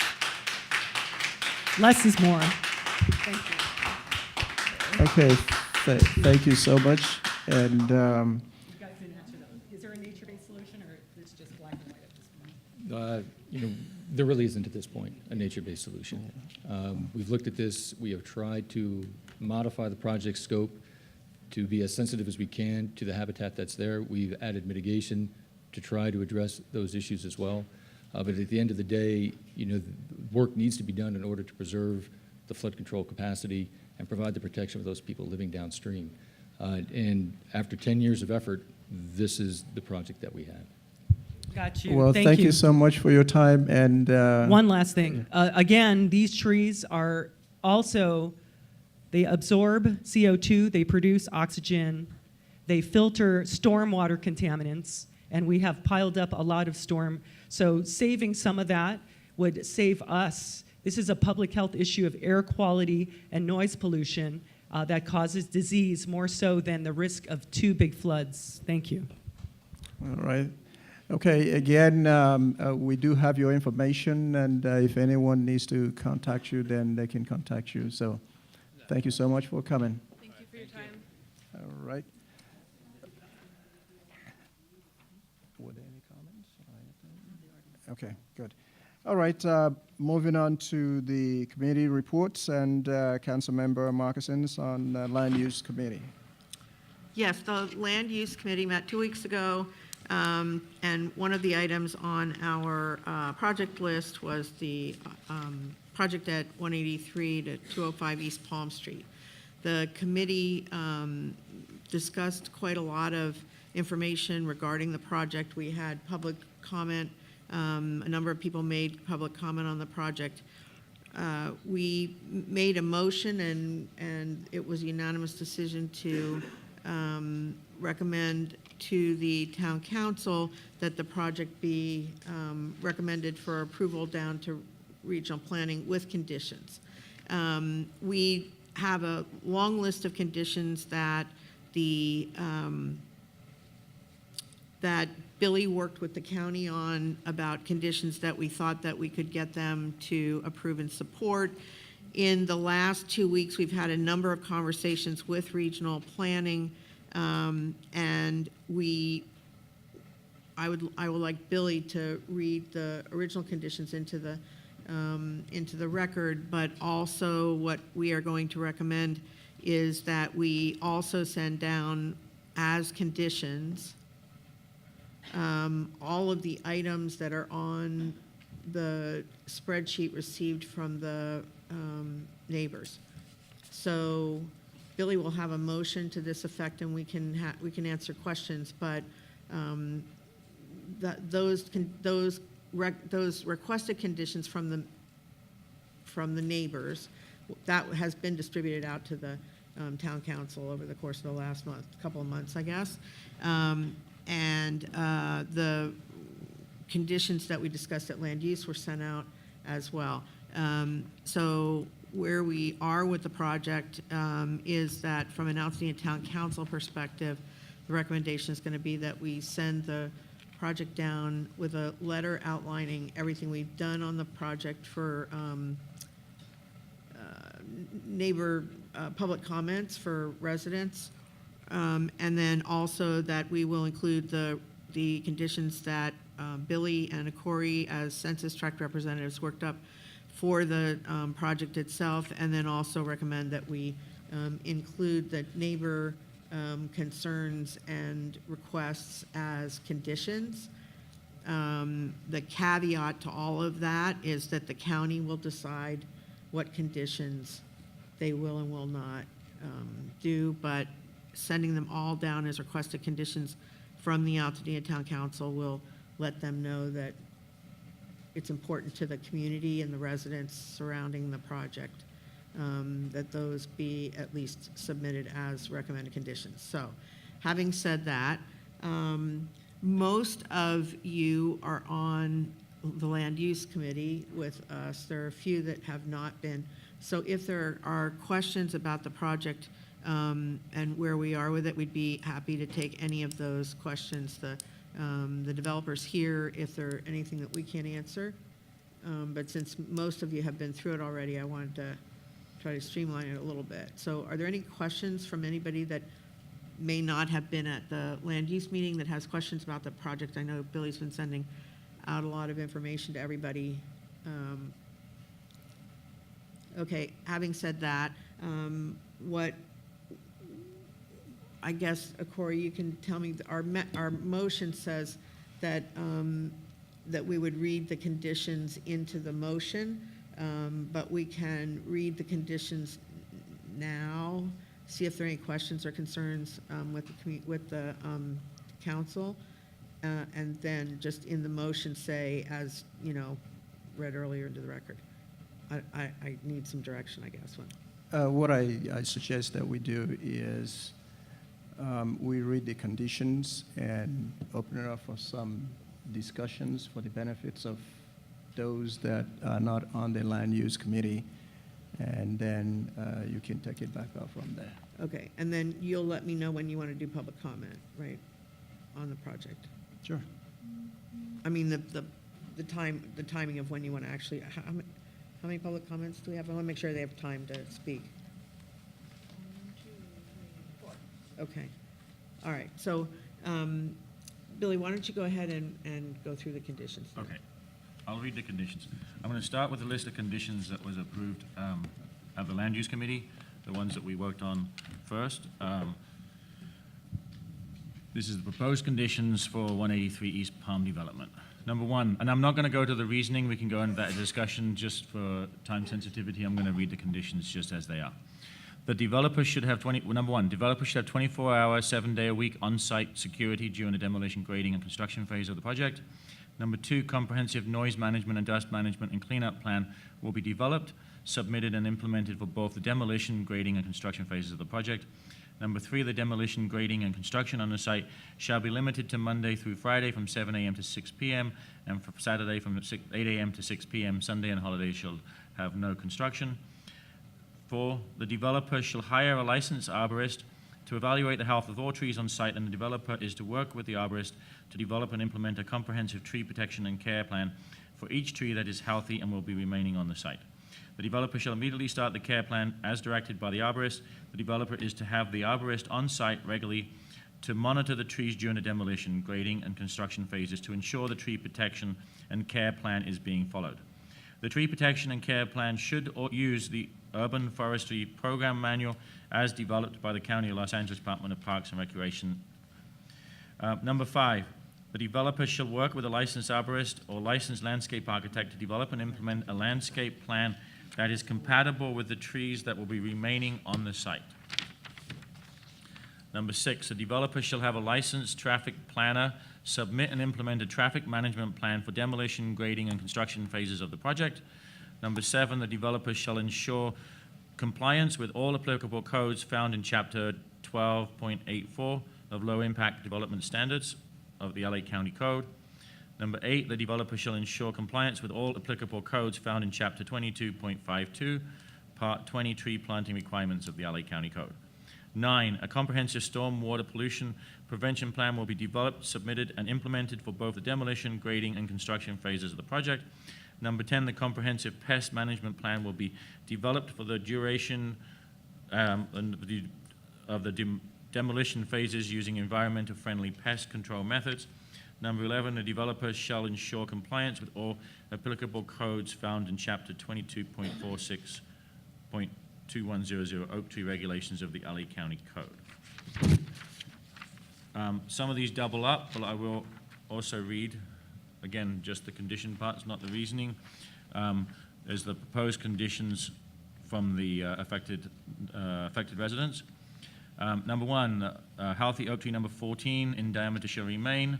Number 2, the landmark pine trees shall remain. The eucalyptus near Raymond shall remain. Number 3, provide a diversity of architectural styles. 4, reduce the size of the proposed homes by at least 25%. 5, make 50% of the proposed homes single story. 6, build no more than 12 homes on the property. 7, no gates will be constructed at the entrance. 8, the amenity area will be passive in nature. 9, during construction, dust prevention and drainage runoff shall be adequately addressed with a documented process for neighbors to use to address construction problems as they occur. Number 10, the perimeter of the property at 3061 Raymond must be landscaped and fenced at the owner's satisfaction before construction begins. Number 11, dense landscaping and tasteful fencing will be installed on the perimeter of the development with no undermining of adjacent properties. Block walls will not be used. Existing fences on the boundary of this property, which are being retained, shall be grandfathered in. I'm not sure about that, but I'm reading this in. 12, curbs along the west side of Raymond and along the driveway easement shall be painted red with no parking signs posted. Uh-oh. I'm losing my flow here. I have plenty of these, so I should have another one. Yeah. 13, construction vehicles will not be permitted to use the private segment of Raymond Avenue. 14, construction vehicles must park on the construction site, not on Palm Street. 15, individual 3D conceptual custom views must be created and reviewed by each adjacent property owner. 16, all existing retaining walls in the property are to remain in place. 17, neighbors will continue to be able to use 2 property encroachments, one to the north of 3061 Raymond, the other to the south of 3101 Raymond. That's it. Some of them double up, some of them are other issues, but Right. everything will go down. Okay, so does anyone have any questions about any that may not have been at the meeting, that have any questions about any of those items that we went over? Okay. Okay, what I'd like to also recommend that we do, I know we just read conditions, I think just for the record, we do some type of overview. Specifically, we are looking at why are we here? We're here because of a CUP, and specifically what it is. I think that overview will go well being read on record right now. It's not just the CUP, it's the subdivisional map as well. Right, it says, well, you know where I'm going. I'm saying an overview. Would you like to offer an overview? Well, the project overview, which I can tell you, now I've got more of my papers in here, because I had them in order now, I don't know. If you'd like to, if you have any other questions while I'm looking up for the project overview, I can read you that. Oh, okay. The project overview is to create one multifamily lot with 16 attached condominium units. 2, there's an oak tree permit involved for the removal of 7 oak trees and encroachments into the protected zones of 34 oak trees. A CUP to modify the Altadena Community Standards District, the CSD standards. That involves grading, fencing, and structure area and lot coverage. Right. Okay. So that's the project overview. Okay. Okay, so does anybody on the council have any questions? I know we've discussed this a lot, so, but I want to make sure that anybody who may not have been in the meeting may still have a question. Yeah, sure. It's a question about the approach tonight and like what you were previously discussing about incorporating the conditions that the neighbors had provided to us, that they'd recommended, in addition to what came out of the land use committee. So is the approach to, regardless of the outcome of the vote, yay or nay, send a letter to the county explaining how that vote went, or if it gets if we vote to approve tonight, like Right. if we vote to recommend that the county approve this With conditions. with conditions, along with that letter, we would provide what came out of land use, right? That in addition to the neighbors, just sort of recommendations as sort of an FYI, or represent them as, also these. We also recommend you do these.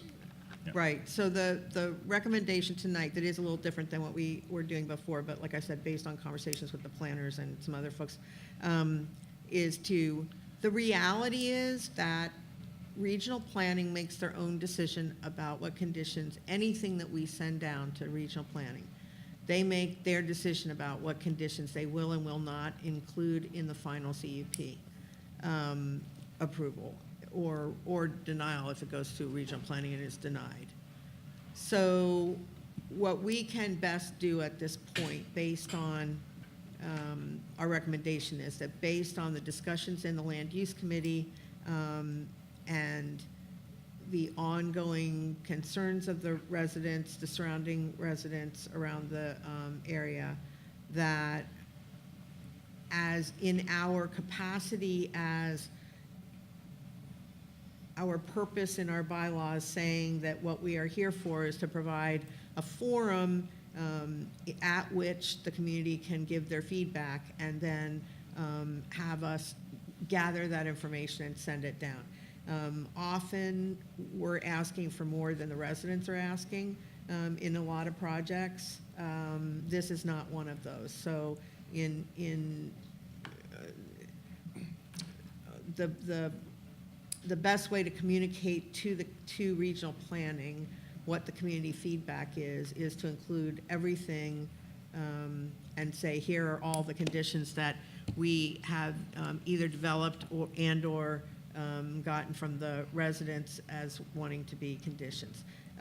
My recommendation would be that we break some out, and that's why Billy said we have a couple of overlaps, but what my recommendation would be that we send down in the letter saying these are the conditions that the developer has already agreed to, and there are a number of those. Some of which are not on our list and some of which are, so we would have a master list of these are all the conditions, the requested conditions that the developer has agreed to already, and then these are the additional conditions that we would like to include. Does that answer the question? And just to clarify, that list of conditions from the proposed residents, it's not coming from one person. They're a reflection of many of the neighbors. So it's a well thought out list. Did I answer the question? I You think can I ask. You understand. can ask more if you. No, so we've got two bundles of conditions. There's some overlap between the two. And we're going to, instead of leaving them separate, we're going to sort of put them together and then pull out those that we know that the developer's already agreed to. And so what ends up being is sort of two lists, one sort of separated out as one that we're confident will happen. No, we're in not some confident fashion. any of the ones we Because the voted. No. developer has agreed to them. We're not confident of anything. We're not ever confident about anything that goes down to regional planning So the because it's developer their agreeing decision. to do X, Y, or It's Z their decision, with us is not, we can't necessarily take that to the bank. ever, in anything we send down. We can ask for it, we can follow up with regional planning on it, we can explain the importance of it, and we'll do all of that and send it down to regional planning, but regional planning, the 5 commissioners make the decision. So what we're sending them, our list of conditions then will be one big list. I don't know that it matters, but if it needs to be one, I mean, we will send it down in a way that the regional plan, that can be included in the package that goes to the Regional Planning Commission that makes it clear what we're sending down, our conditions that were developed both by the Land Use Committee and by the residents. That's what I'm saying. Will there be a distinction made so the planner who receives this letter from us, are they going to look at it and go, ATC says this? Or are they going to say, ATC says these, and then the neighbor said these as well? No, we'll say this is the letter from the Altadena Town Council, and these are the requested conditions. I think it's important for us to tell them which ones the developer has already absolutely agreed to, right? So that we can say to them, look, these are the ones. Whatever that's Pardon me? worth. Okay, Victoria, I'm sorry, you have a question? It's okay. Oh. Okay, just what about? I don't want to, it's a letter, and we can talk about the format of the letter. They're all going to be conditions. They're all going to be sent down as conditions. If you want to tell me why it's important that we're going to send a letter from the Altadena Town Council and say these are the conditions. And these are the conditions that the developer has already agreed to, including leave one tree and all that other stuff. Perhaps what we might do, and we're going to get to you, will be to, once the letter is drafted, then we do what we normally do. Here are the list of conditions per the Altadena Town Council. And then, just like we did on one other project, we had additional not conditions, but requested conditions. So we have one that is Altadena Town Council with the, But once you've No. approved it, it's approved. I would respectfully disagree, because what we are here for is to convey to the Regional Planning Commission what the Altadena residents would like to have happen. And in this particular case, because of discourse and feedback that I personally have gotten, but that we've also heard in the land use meeting, and concerns about a lot of the different things.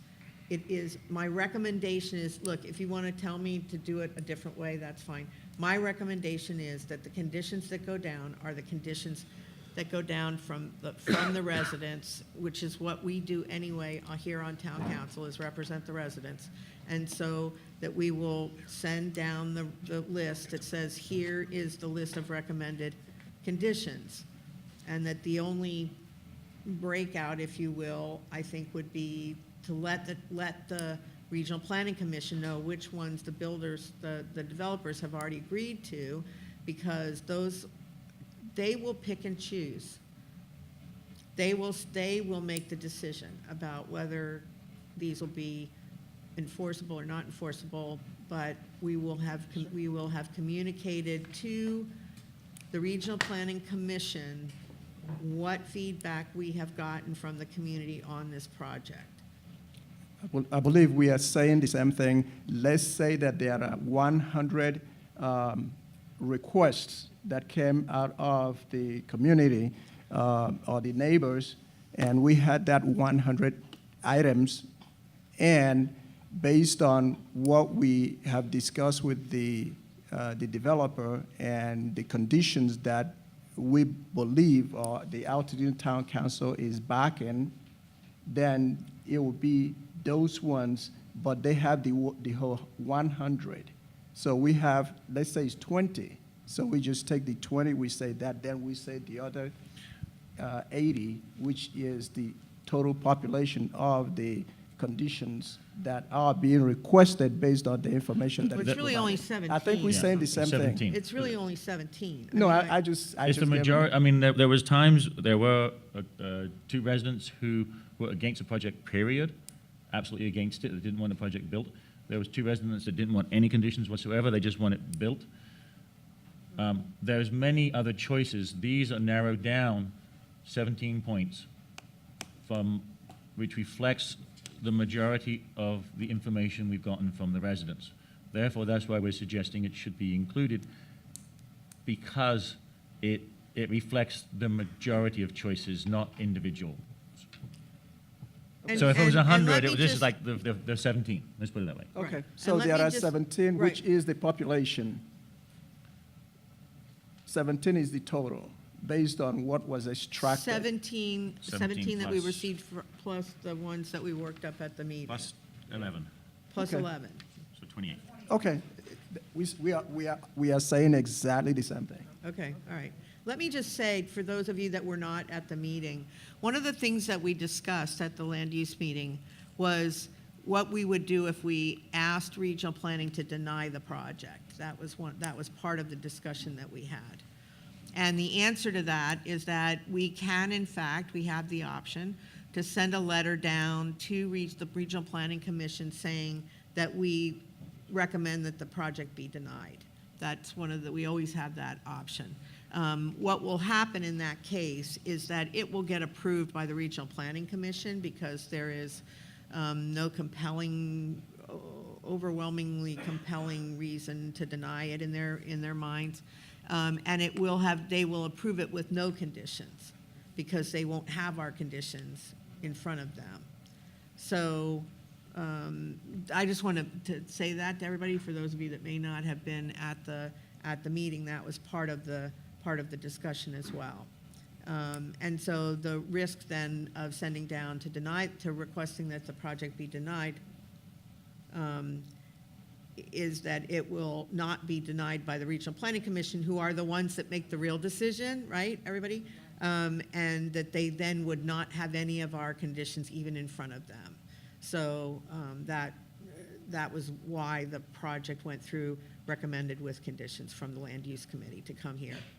So it almost sounds like we should never deny anything. We should No, always that's just not have true. conditions. Oh. That's what it sounds like you're saying. though. No, we denied one of your, we asked for denial of remember one that, of your yeah. cell towers. We asked for denial of a dance hall over at Washington and Altadena Drive. We've asked for a lot of denials of projects, but we have to have a compelling reason to do that. There is a distinction between these two lists of proposed conditions. One of them has been addressed in a public meeting, in conversation with the developer, and, you know, discussed and refined in some detail. The other list is a bit of a compilation, it is a compilation of the remaining comments from the residents that did not have the benefit of that level of discussion. And I think the distinction that Justin's after, and I think I'm after, is that the first list that Billy read, that have been researched, have been put together pretty thoroughly, are the ones that passed out of the Land Use Committee. The second set are for completeness, we are including all of the comments from the residents as well. There you go. And I would like that distinction made It's in not the letter. comments. It's not comments. Except we're not, Well, they are proposed conditions directly from the residents. yes, but our job is also to be the voice of the people that come to us. Not the voice, but to pass on the information that we get. We're not architects, we're not planners, we're not tree experts. We are purely passing on the information that we get. If we don't do that, we're not doing our job that's here. I'm not saying we should not send all of the materials down.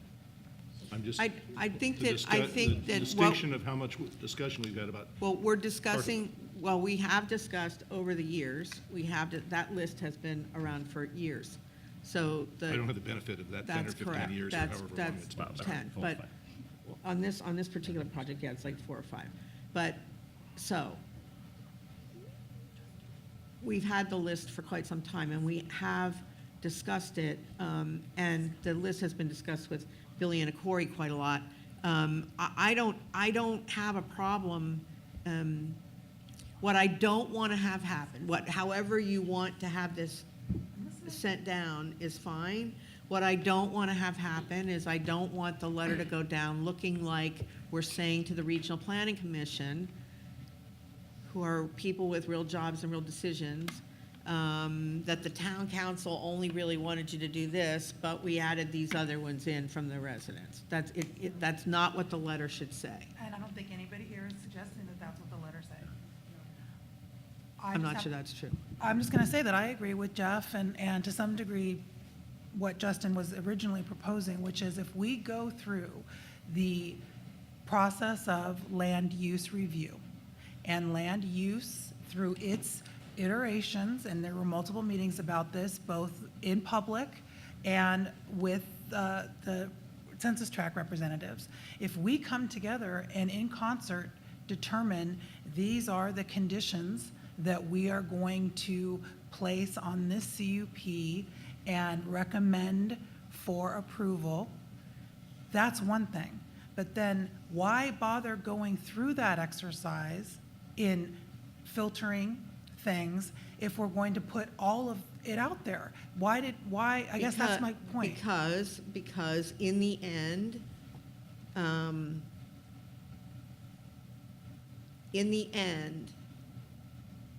the residents' discourse, which there is quite a bit of, needs to be communicated down to the county effectively. And that's fine. So can you define what the added value was of the land use committee process? Oh my God, What I will guys, tell stop. you is, This is not a place to argue about what we're doing in land use. also too, I'd like to point out the fact that I sent out a request for everyone on the town council to do 2 things. 1, to meet with a developer and check out the site, and 2, to meet with the residents and have a discussion with them. As far as I know, only one other person and myself met with the residents. Several people from the town council met with the developer at the site. So yes, one side was discussed more and one side wasn't. So right now, we're just adding that in as well. So let me just say this to you. The regional planner, the planner themselves, right, will include the documentation in the package that goes to the Regional Planning Commission. The Regional Planning Commission, the planner, as they present the project to the Regional Planning Commission, if you've watched them, will say that they received a letter from the town council, that the town council recommended approval of the project. The documentation with the conditions will be in the packet, but will not be discussed. So the planner will decide what conditions they will and will not include in the package as conditions that they will accept. Having said that, it then seems as if it doesn't matter how many conditions are included in the request. And it doesn't matter when we send down a letter with conditions, how the county thinks they can or can't enforce it, right? We know that. And so what will happen is that it will be on record as being, it will be in the record itself, as this is what the Altadena Town Council provided the feedback from the community, and these were the conditions that the community felt were important. And I don't have a problem saying these are the conditions that the community did, and these are the conditions that the town council or the land use committee did, but they all need to be given equal importance in the letter. Totally fine. That's what I'm saying. And it's better to include more than less, and then let it get figured out down at the Regional Planning Commission. I'm happy to answer any other questions. Veronica, did you have a question? No? Okay. Okay. I think there should be a distinction between what we're actually recommending and what the comments of the residents were. Well, the letter would say that we were sending down recommended conditions.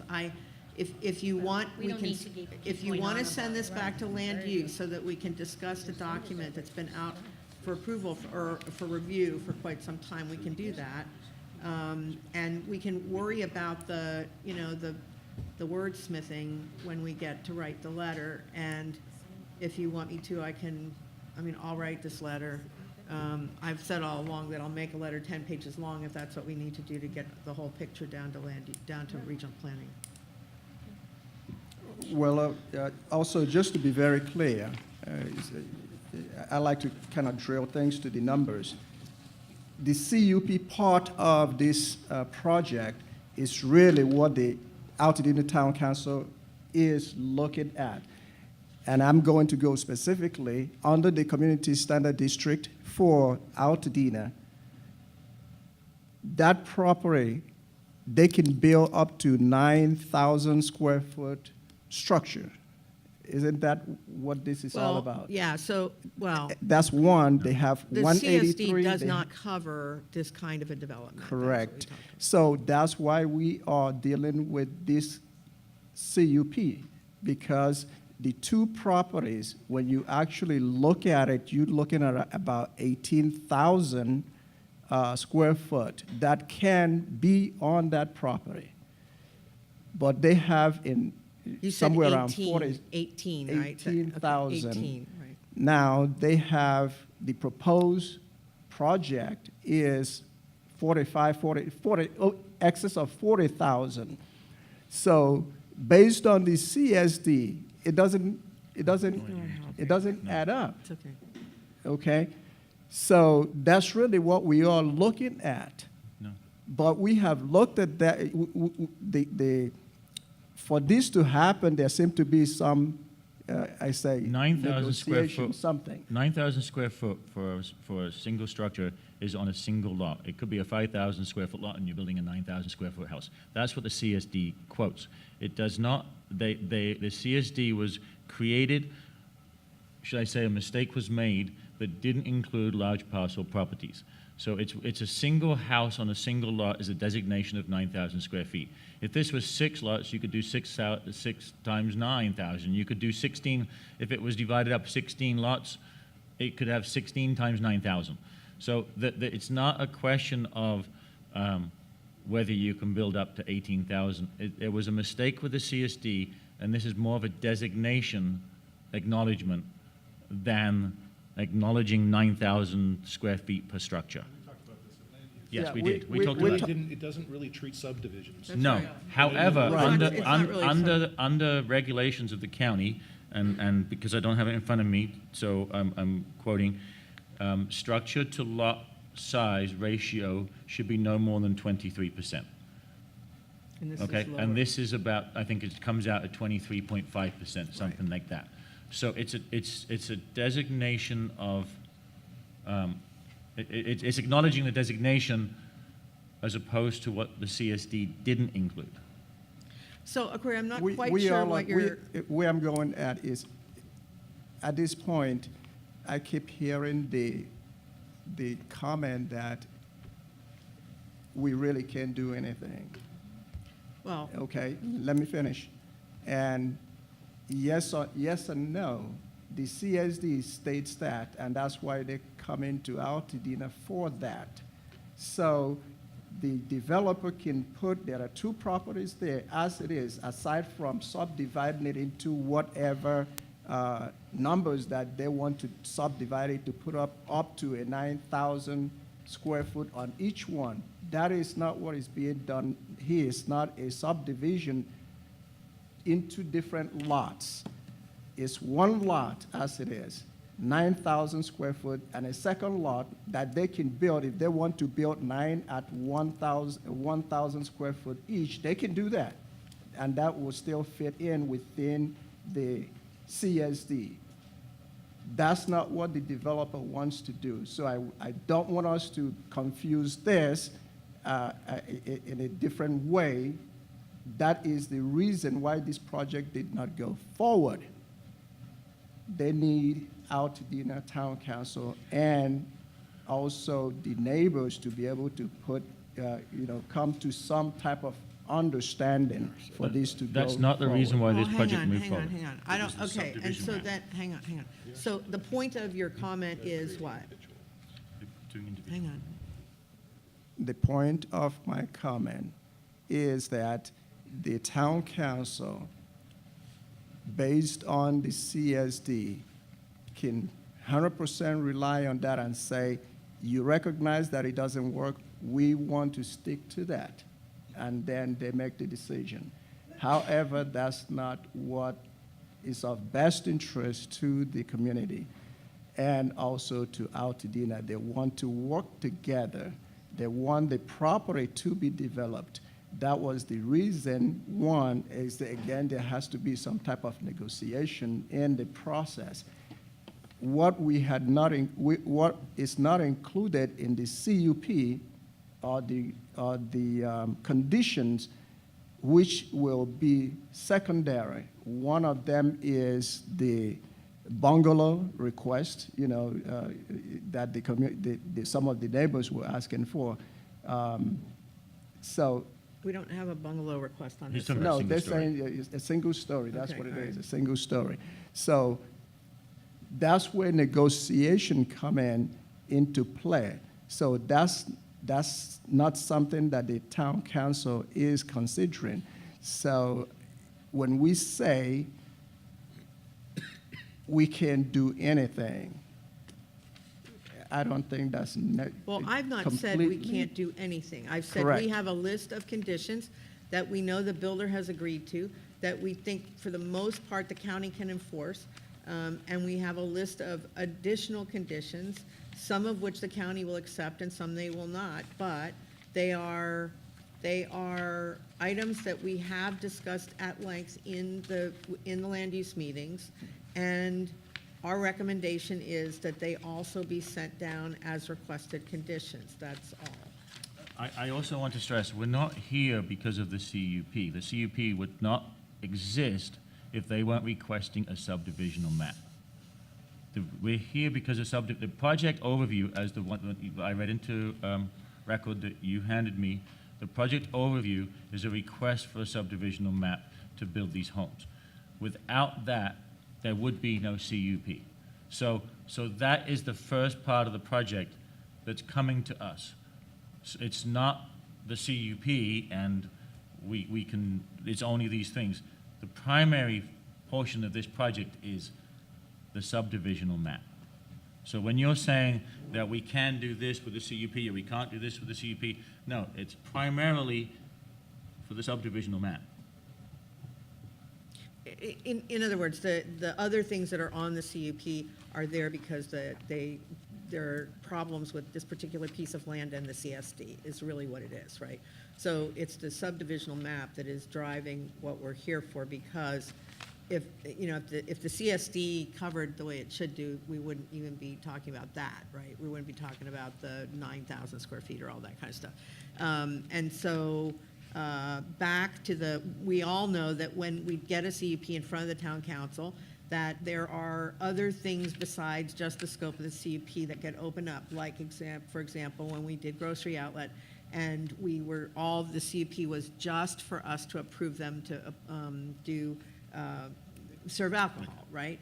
But we did lighting, we did noise, we did, take this out, move this around, security. We did a bunch of other stuff, right, that we asked for. And that's what happens when we get a CUP, is that we have the opportunity to ask for other things. So that's why we have this other long list of conditions that don't have anything to do with grading or square footage on a lot. So I guess I don't really know. Are you at a? No, I am fine. My point is already been made. Okay. There's some subdivision that is required here, and based on the CSD, it doesn't fly. Right. And because of that, they are here to see if town council, regardless of who made the mistake, the CSD is what it is. Yeah, right. And if we just want to toss it back to the county and say, hey, look, we want to stick by CSD, we don't want machinization. I borrow from you. You always say be careful for what you ask for, because you might get it. In this case, we have a 9,000 limit, and you can build 20 homes on that, but it has to be like 200 square foot each. So to make up that, but that's not what they're going to do. No. So I'm done with that. I Okay, just want all to right. make But sure I just that want we to are clear on clarify that. too, even if the CSDs were correct and this wasn't part of it, that portion you're talking about, it would still be in front of us because of the subdivisional map. Right. Okay, so. I guess I just wanted to add that even though there seems to be a lot of conditions, I'm sure, even if you send all the conditions down, I'm sure that regional planning will be able to, look at the conditions, and if there's something that's overlapping, to say, well, these two are saying the same thing. You know what I mean? So send them all. That's what we're recommending Right. to do. That's, okay, so do you want to do public comment now, or do you want to do a motion, however you want to do it? Okay. Sir? Yeah, I'm getting to it. Let's do public comments, and then we do a motion. Okay.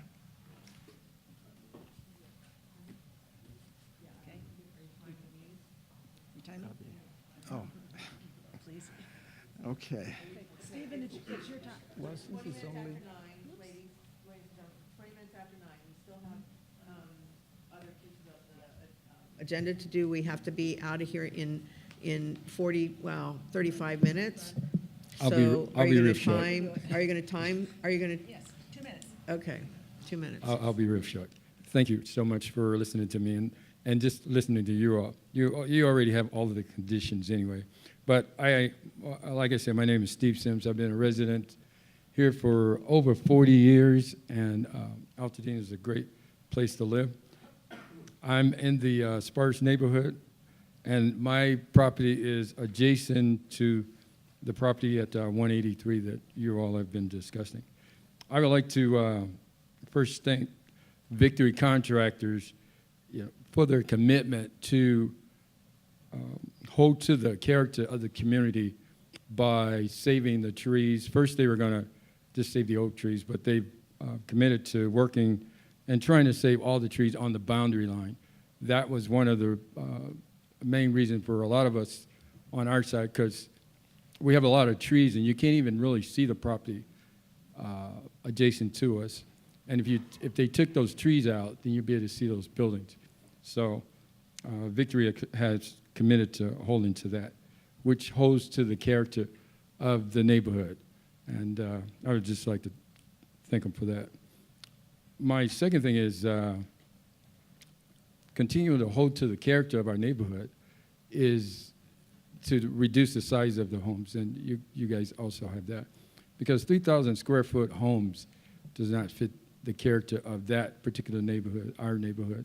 So, and if it's possible to just reduce the size of the homes to fit a lot of those properties.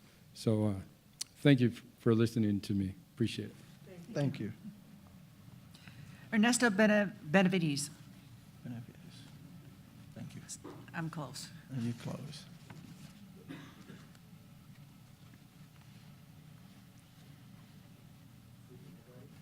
I'm Ernesto Benavides. I've been living there in Altadena on Raymond 322 Raymond for over 40 years. On my past views on this, I had opposed it, but got to change horses in the middle of the road. I'm for it, and I want this plan to go through. I think it's a beautiful thing that they're going to do, Victory Construction in Altadena, and I like to see this to get started as soon as possible and get done. I just like to know how long would be the construction, demolition, and building. How long would that be? How long will it take? Does anybody know? The noise and everything, you know. We can answer you after. Okay, We're not thank you very much. Taking any, thank you. Have a good night. I'm making a note to make sure we answer you. Colleen Starrett. Do we have a way to get a hold of him? Hi, I'm Colleen Starrett. I live at 3101 Raymond. And I just want to remind you all, right out of the CSD, the CSD was established to ensure that new and expanded structures are compatible in size and scale with the characteristics of the surrounding residential neighborhoods, protecting the light, air, and privacy of existing single-family residences from negative impacts while providing certain flexibility within residential areas. As a concerned resident, I assume that the Town Council and the Land Use Committee are here to represent the community and not the county and not the developer. We assume that it was the role of the ATC to encourage the developer to work with the neighbors. It's unfortunate there were so few of the Land Use Committee people that actually have come and talked to the residents. You talk to the developer way more than you talk to us. Misinformation. There's been 19 homes going around here. They cannot build 19 homes due to setbacks, easements, oak trees, and the street that they have put up the middle. If it was flat and there were no trees, the square footage would allow them to build 19, but they can only build 16. They did not give up 3 homes to appease the neighbors. It was mentioned at the last Land Use Committee meeting that the Town Council, or that you can't approve a condition of a single-story home, yet you did that with Lavinia recently in the springtime. And those were for 2 single-story homes as a condition in that CUP for Lavinia, and that it was approved by the county. And also, just for the record, no one has deeded us any property up in the area. So I would say that due to the loss of trees, the noise, more traffic, the size of the homes, and the number of homes, most people in the neighborhood favor development, but we want it reduced so it's compatible with what we have there already. There are a few people on Highview that like the idea.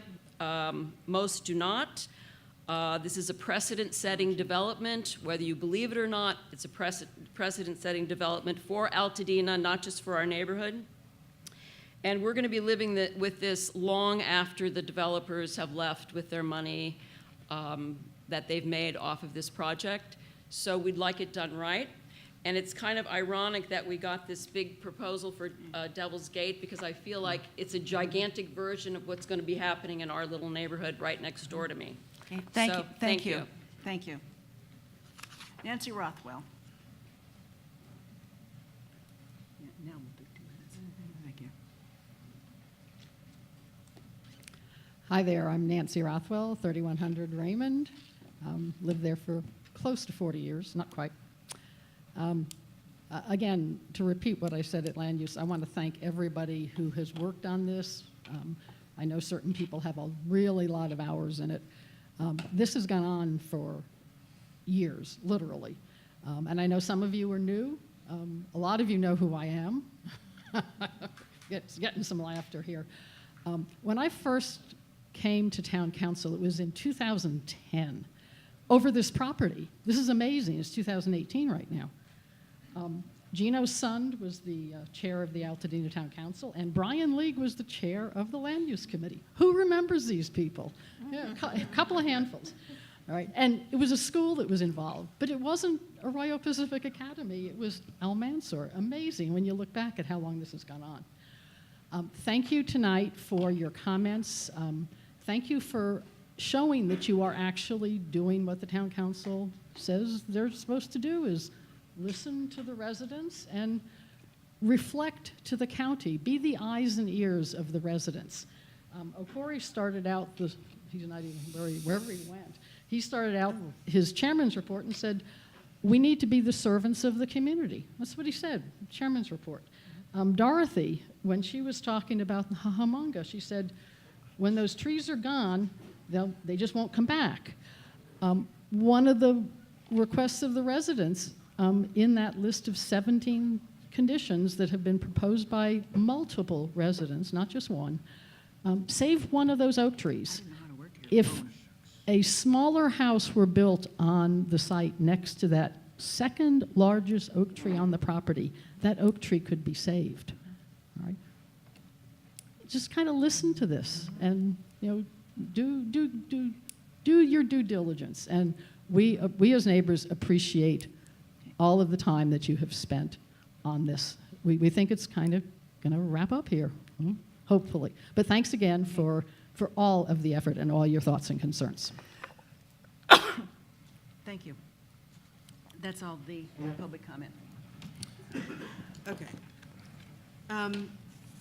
Okay, Corey, are we ready to do a motion? Is there any other questions or concerns or comments or, okay.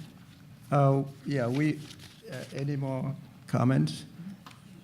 Okay, thank you all for being patient with me. I stepped out for a second, and, okay, well, I'll yield back to Councilmember Wong.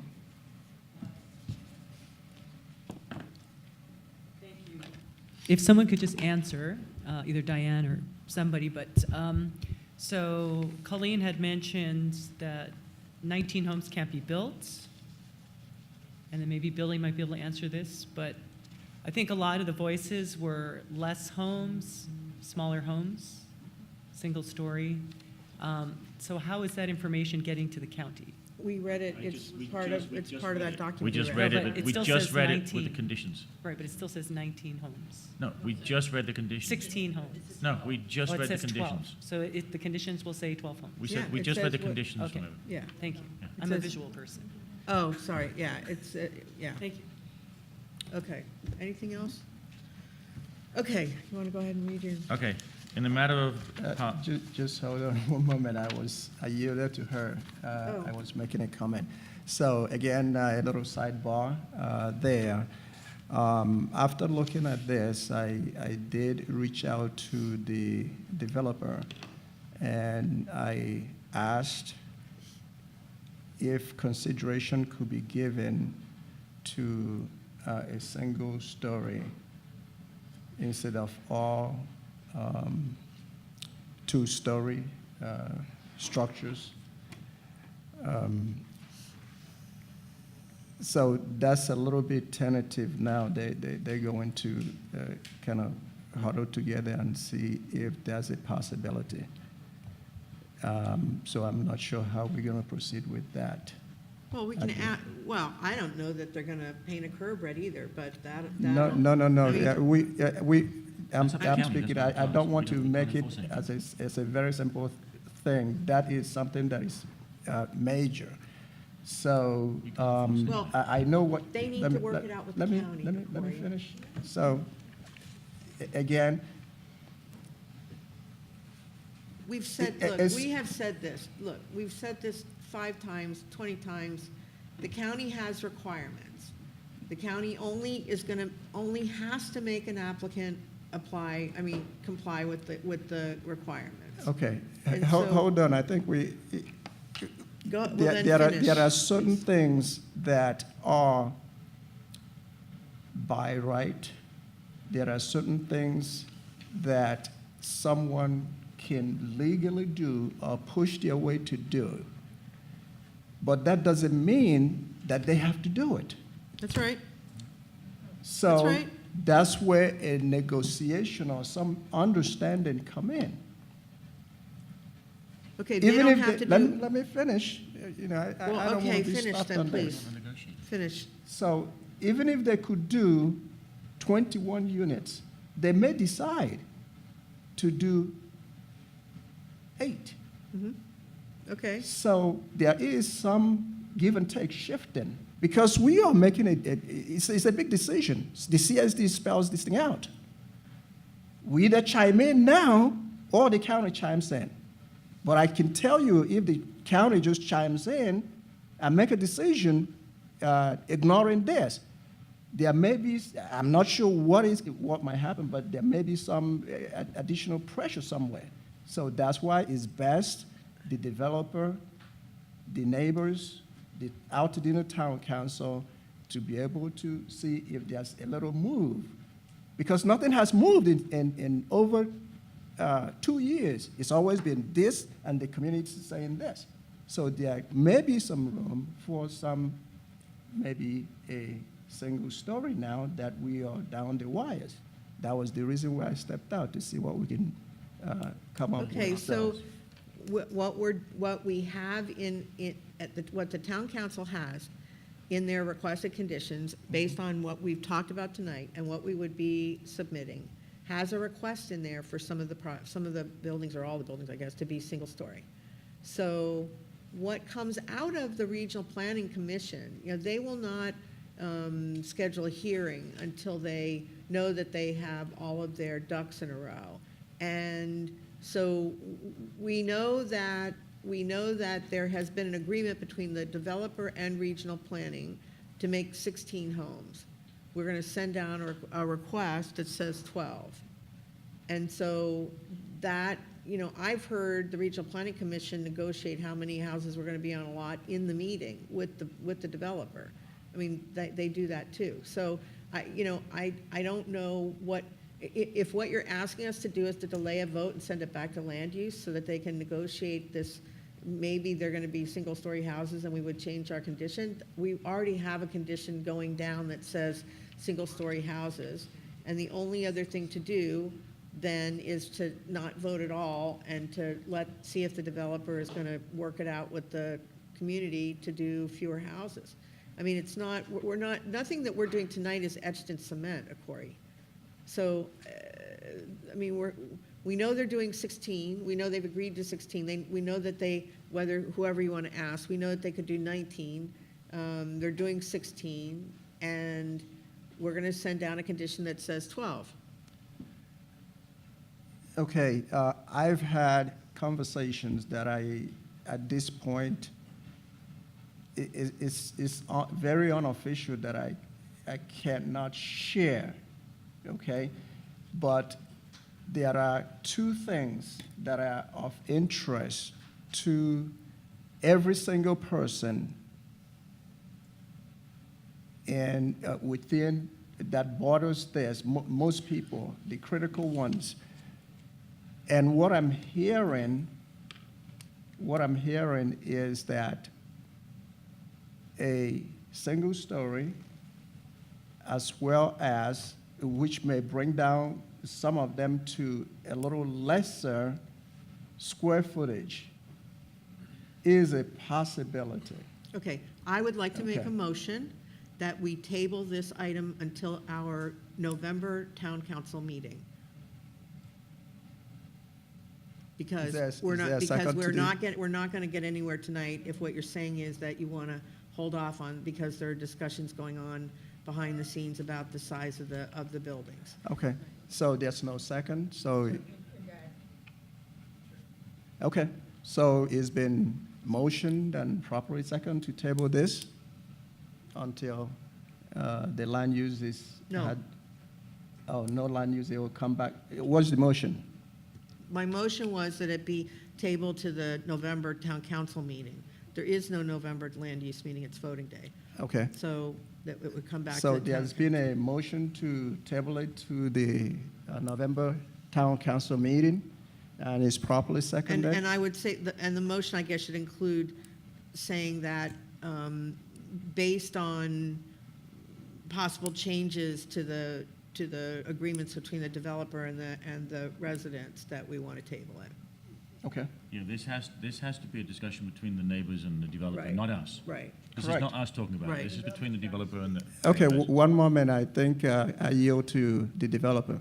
Well, as far as discussion for single-story houses, we'd like to leave this plan on the line.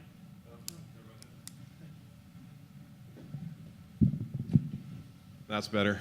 As far as the discussion for single-story houses, we'd like to leave it, the plan as it's currently drawn, as it's designed, as everybody has reviewed it. To try to change something right now on the fly doesn't make sense to anybody, because it's something we haven't investigated, nor do we want to change it. So we'd like to recommend keeping things moving along here, so we can take this to Let me planning ask you commission. something. I know the Yes. neighbors here. Would you like to see this go forward right now? We would. Yes. Especially based upon the conversations and the agreement and the votes from the land use meeting just a couple weeks ago. Well, hang on, well, okay. We're not taking I get it. pressure or threats, so just take a minute. So I think Okorie, this is all you, because you're being mysterious and unclear, and so we thought we had a way forward, but you're asking us not to do that. We do not, there's no hearing set. There is no harm, no foul, except that these guys get held up for another month, but, we're not holding up any hearing. I talked to the planner, Billy's talked to the planner, there's no hearing that's already scheduled. So delaying it for a month for something maybe to get worked out in the background, for us to be back here and vote on this in a month at ATC is, it's not going to upset the county at all. But, I thought we had a plan, and if there is something else, you have to do it. You have to tell us what to do, Okorie, because you have this mysterious, we can't tell you, but this is what we're talking, Okay, again, it's not so mysterious. Thank you so much for those comments. The first thing is a number of the neighbors did reach out to me again, and they convinced me that it'll be more palatable if the entire 16, or possibly one short, is not all two-story building. And that's in the. Okay, I know it's different. There was no serious dialogue. So now, a little time to see if there can be one, maybe a good idea, so that not too much ruffle feathers. Okay. Okay, so. We are recommending that there be a condition that says single-story homes. And the county will work that out with the developer, and, okay. Then I think that we ought to. Okay, wait a minute. Then I think we ought to The table the condition- project. It's 9:45. We have I 15 minutes to finish this whole meeting before we have to be I'd out like of to here. take a vote. Wait a minute, the conditions that we talked about, when you say. My motion says to When you table. say, well, your motion, we're still discussing your motion, which is to table. Justin seconded it. There was a second, it's a But discussion. then she amended it, so now we're there. Well, I didn't No, really no, amend wait a it. minute, wait a minute. There's a conversation going on. I don't So- have to amend it. I can say just table it till next month. That's fine. Okay, Look, there is, we owe it to the neighbors again. I have made a to- motion to table the meeting. Let's All right. move on. Okay. Okay, we hear you. Can I Let's make a vote. statement on that? We hear Sure. you saying that we shouldn't vote tonight, so. Is that I we, said, let's not vote we, tonight. we, at this moment, everything you're saying, we're suggesting sending it down to planning. I won't vote yes on tabling something to further discuss what we've already discussed, we've already decided on. So I'm just saying, if this goes to vote, I'm saying no, because we've already decided to do that. Okay, so there is a motion, and you're still not ready. You want to make a comment? Go No, ahead. it's a question. Okay. Everything, the things that we're not sure that, you know, that you're talking about, changes, potential changes that could be made, are they already in the conditions that we're, Yes. and if they're in, I don't know why we would want to hold off. That's why I'm They- confused. They are in the supplementary There is no supplementary. condition. It's all I one. wasn't It's gonna all have it one. be supplementary. So I was gonna what say we they were just all read- coming What down. we just read stated that there are how many? 29. 11? 28. 28 Okay, conditions. but there was some that the town council is standing by. No. We're standing by No, all there's of one them. list. We never said that. There's one list. We were going to present it as these were the ones that were developed in the land use committee, and these were the ones that were discussed in the land use committee, but not as these were, you know, we only stand behind these one set of conditions. We're gonna say these are the conditions that we developed with the residents. That will be watered down if we did it that way. Oh, my God. So, Listen, Okorie, it's not ours to decide anyway. I mean, we can,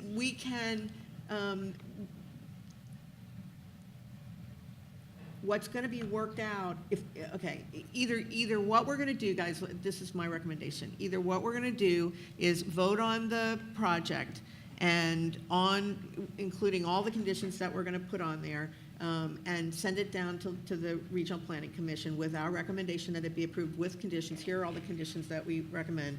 And then let it get worked out down at the county. Corey, if Go what ahead. you're saying is that you believe that the town council should hold off on making any recommendation to the county at all, because there are still going to be negotiations going on in the background We don't that even may know. or may not change the conditions that they're asking for, then we should table the project and talk about it in November. I've also been the lead on this, and we're talking about other discussions. I haven't got, everything I've received, I've been up front and presented. So there hasn't been any discussions behind here, over there, or behind. Right. Everything I put forward. So when you're saying other discussions, I want to know what they are. okay, thank you. All right, here is what I recommend that we do. Okay, number one,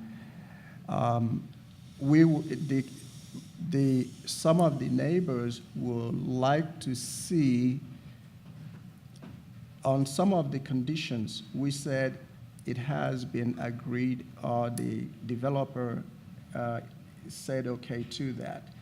So, so what the objective is to also have a serious additional conversation with the developer to see if the single-story option can be one of those that we say that the developer is in agreement. There is a possibility of that happening. We're hearing out of Okay. the mouth that So- that's not true. So, on that basis, that's the reason why I suggest that we table it and continue to give that a chance. And there is a Half an hour motion. ago I said to do There that. is a motion,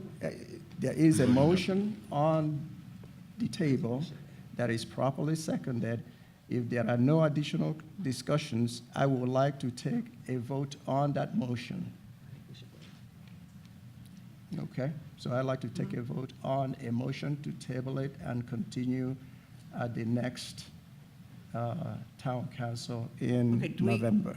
Do we have a minute for discussion before the vote? Okay. Sure. I would like to recommend, I made the motion that we table it. I would agree with that.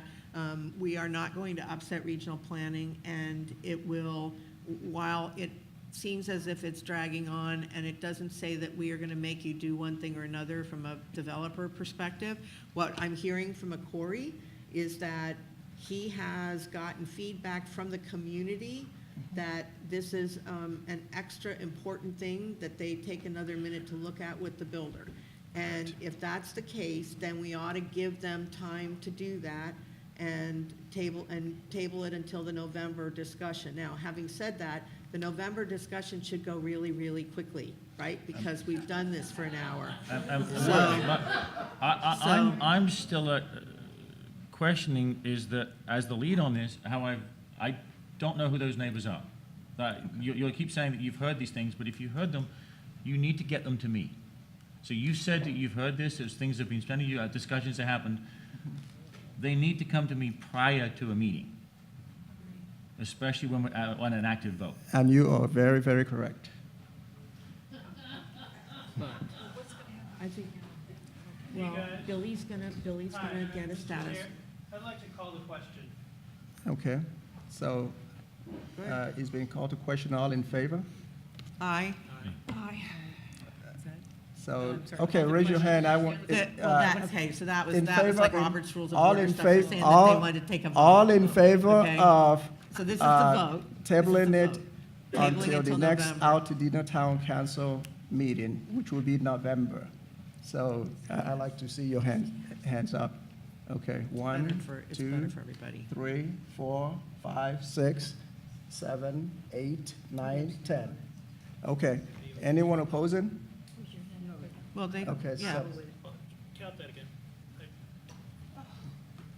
all right, if you're in favor, Oh, you're abstaining. if you're in favor, You as a yes. Do you count? Oh, sorry. okay, favor is, okay, if you're in favor, please, raise your hand. 1, 2, 3, 4, 5, 6, 7, 8, 9, 10, okay. That's what we had before. If you are, so that's 10. If you are abstaining, Well, if you vote no, if you, we have to do a no vote. I did. That was a yes vote. No, okay. Oh, No, my no, no, God. no. Billy's voting no. Okay, And- 1, 2, No 3, vote. 4, 5. Okay. Okay. There can't be- Anyone abstaining? If there's an abstention, then we counted wrong. Okay, there is none. Okay. Okay, so it's 10 to 5, so we will, I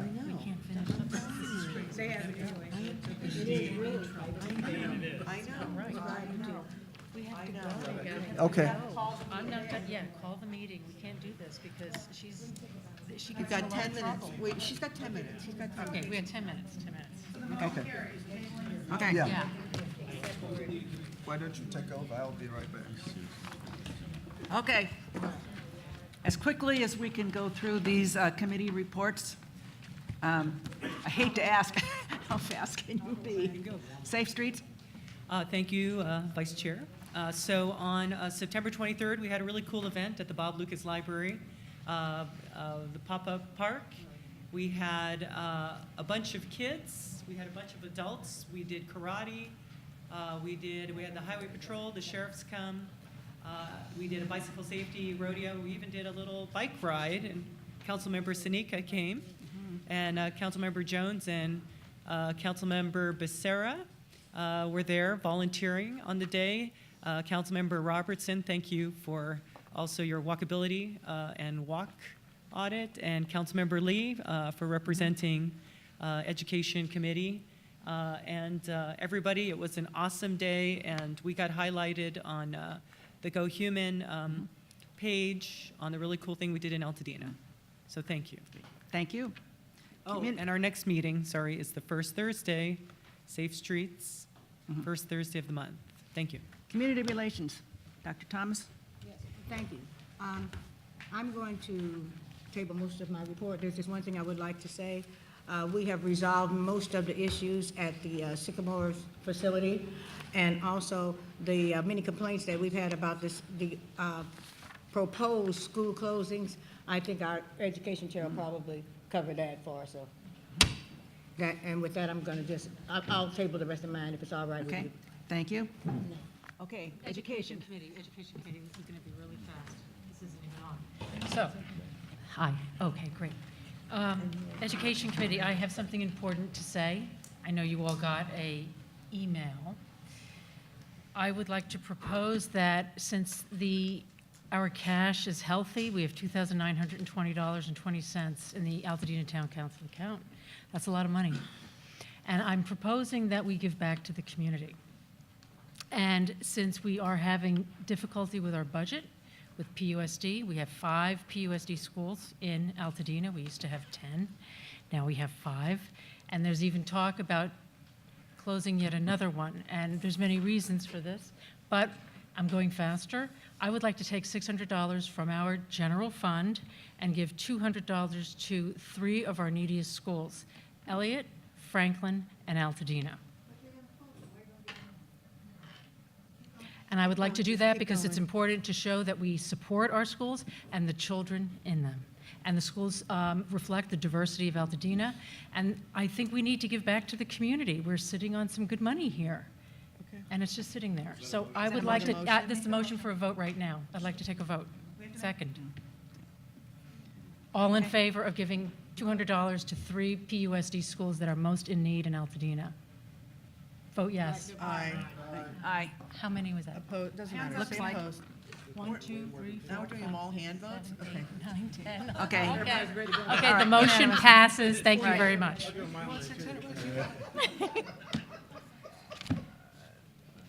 Yes. Okay. The 1029 event? You go for it. I will do it, okay. Yes.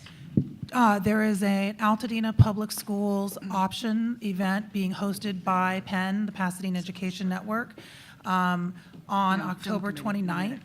The issue is that I don't have all of the details. I believe it is here. I couldn't tell you what time. But if you check the PEN website, which is penfamilies.org, you'll see the event there, Or you can email it, either of us. Jennifer or myself. Okay.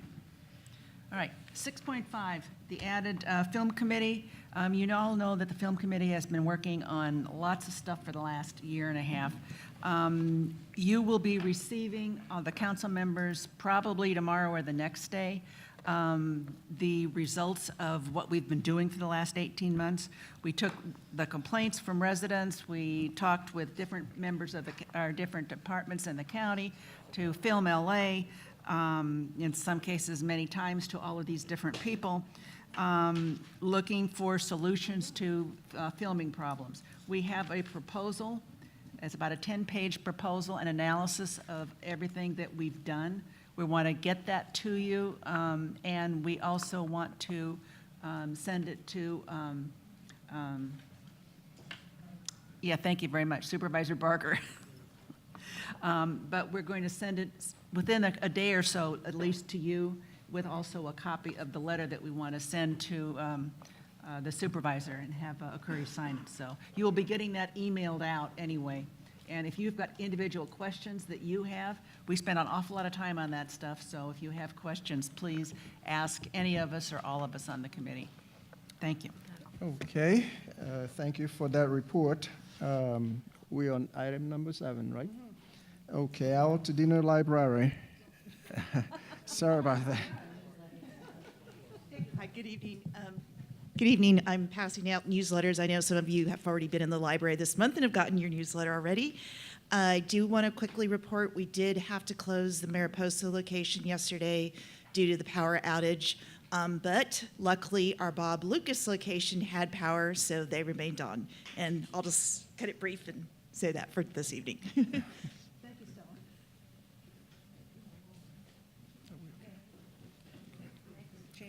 All right. Again, we did get a little time extension. So, but we want to be brief too. The Altadena Chamber of Commerce, Mr. Cauliflower. He's not here. He's not. Okay. Beginning, I'm sidetracked with other things, little things I had to do with. There was only one thing. There's a mixer and mingle coming up. Doug Cauliflower and CJ with Altadena Realty Group is going to be having an open house, and they're going to be featuring a mixer and mingle there with appetizers. It's at 978 Altadena Drive, Altadena, on Thursday, October 25th. Sorry, Alta Pine Drive. Thank you. Alta Pine Drive in Altadena, Thursday, October the 25th, 5:30 to 7 p.m. And again, there's going to be appetizers and a drawing and donation prizes. That's it. Thank you so much, Councilmember Malone. Yeah, it's free for me. All right, 7.3 will be Collaborate Pasadena, Councilmember Sanyika. Okay, thank you, Mr. Chair. The Collaborate Pasadena Leadership Council meeting was held at Pacific Oaks College on September the 26th, 2018 at 6 p.m. The objectives of the meeting was to learn more about Pacific Oaks College, Center for Community and Social Impact, to get an update on our transition to the college, and to discuss staffing. As part of the transition, the Collaborate Pasadena will no longer have a program director. Instead, we'll have a community engagement specialist. If you're interested in applying for the position of community engagement specialist, please visit Pacific Oaks Careers and apply online. We were introduced to Dr. Donald Grant. He's the Dean of the Center for Community and Social Impact through an online video chat. Dr. Grant gave an overview of the center, and he explained how the Collaborate Pasadena program and objectives were a perfect fit. There was a question and answering period, and then the meeting was adjourned at 6:45. It was a short meeting because people were saying they had to go to the Education Committee meeting. And our next meeting is scheduled for October the 24th, 2018 at 6 p.m. And that concludes my report. Thank you, that was brief. LA County Department of Parks and Recs. Mr. Estrada. Good evening. I'm going to keep this brief. We have major Halloween events that are coming up at all three parks at Loma Alta Park. It's going to be on Halloween from 4:30 to 7:30. They're going to have jumpers, candy costume contests, and Halloween games. They will also have a youth dance that's going to be on the 26th of October from 7 to 10 p.m. Farnsworth Park is going to have a trunk or treat in partnership with the LA County Sheriffs. And that's going to be also on Wednesday, October 31st from 5 to 8 p.m. It's free. It's going to be in the lower parking lot. And also Charles White Park will have a Halloween event on the same day from 4:30 to 7:30. And they will have jumpers, candy costume contests, and Halloween and games. We are still taking sign-ups for our Girls Empowerment, which is going to be on Saturday, November 10th at East LA College. It's for middle school girls and up, and it's going to be from 9 a.m. to 3 p.m. We also have pickleball that is at Farnsworth Park. It's on Tuesday mornings from 9 a.m. to 12 p.m., Thursday nights from 6 to 9 p.m. It is free. Currently, the tennis courts at Loma Alta have been completed. However, the punch list has not been completed, so there is a walkthrough that is coming up tomorrow, and we will get the final word on that. We do have a tennis and pickleball community meeting that's going to be on Wednesday, November 14th at 6 p.m., and it will be held at Farnsworth Park in the Upper Davies building.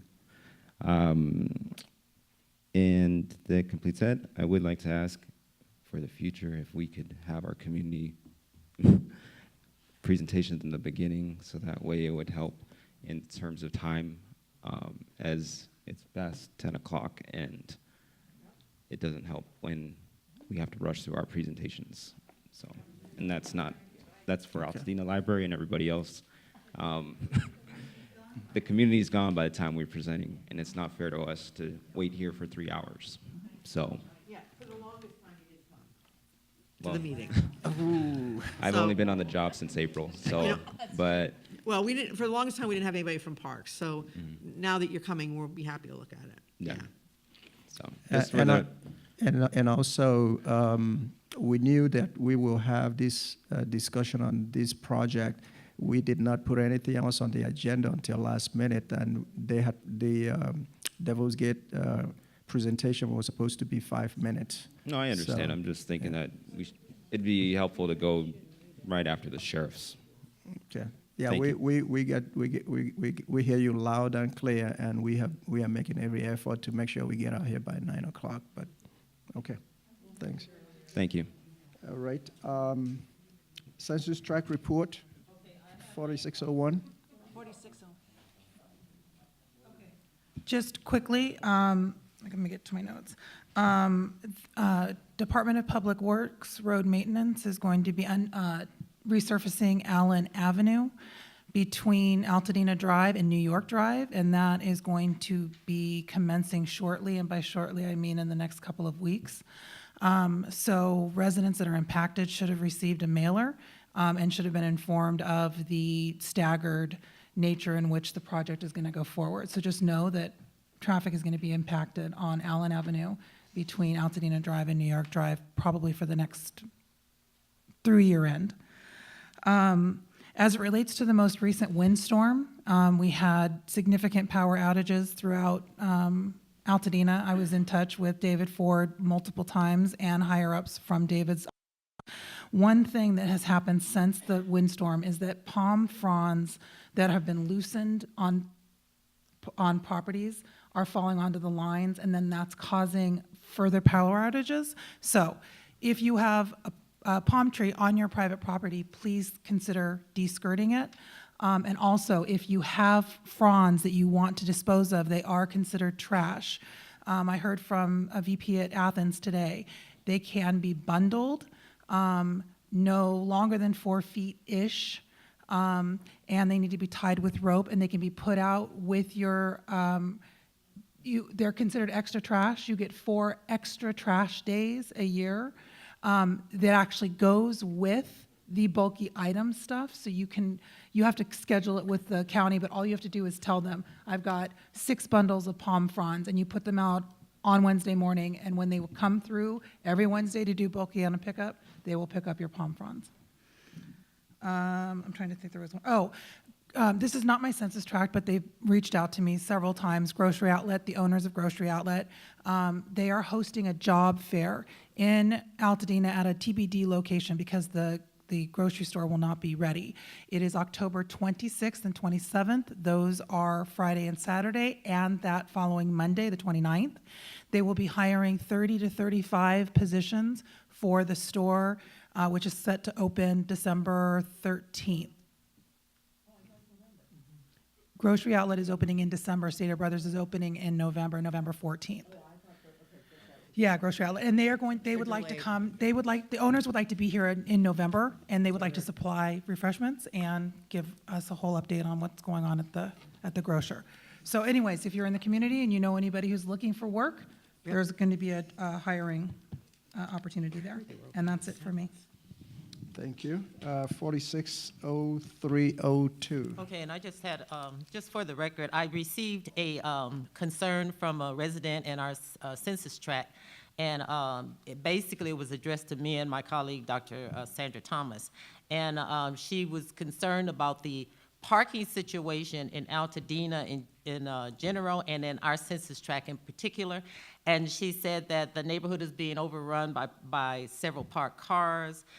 She talked about the parking problem was escalated to the point that neighbors were leaving the trash cans on the streets, that it doesn't help that some neighbors have 5 cars. Now, Captain Stuckey did address this, but I just told her I was going to bring it to the town council and get back with her. She did have some suggestions. She said that she felt that parking enforcement education could benefit our census tract, and that possibly some overnight permit parking stickers or something like that.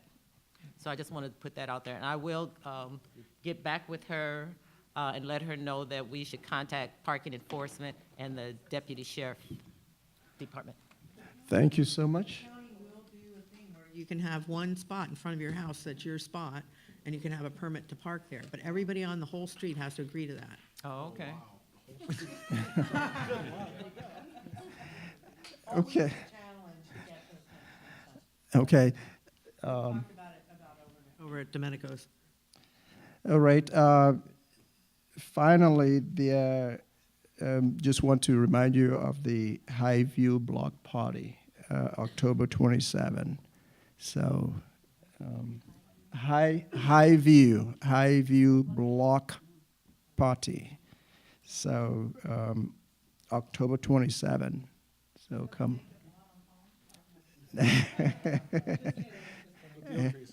All right, I'll like to enter. Thank you.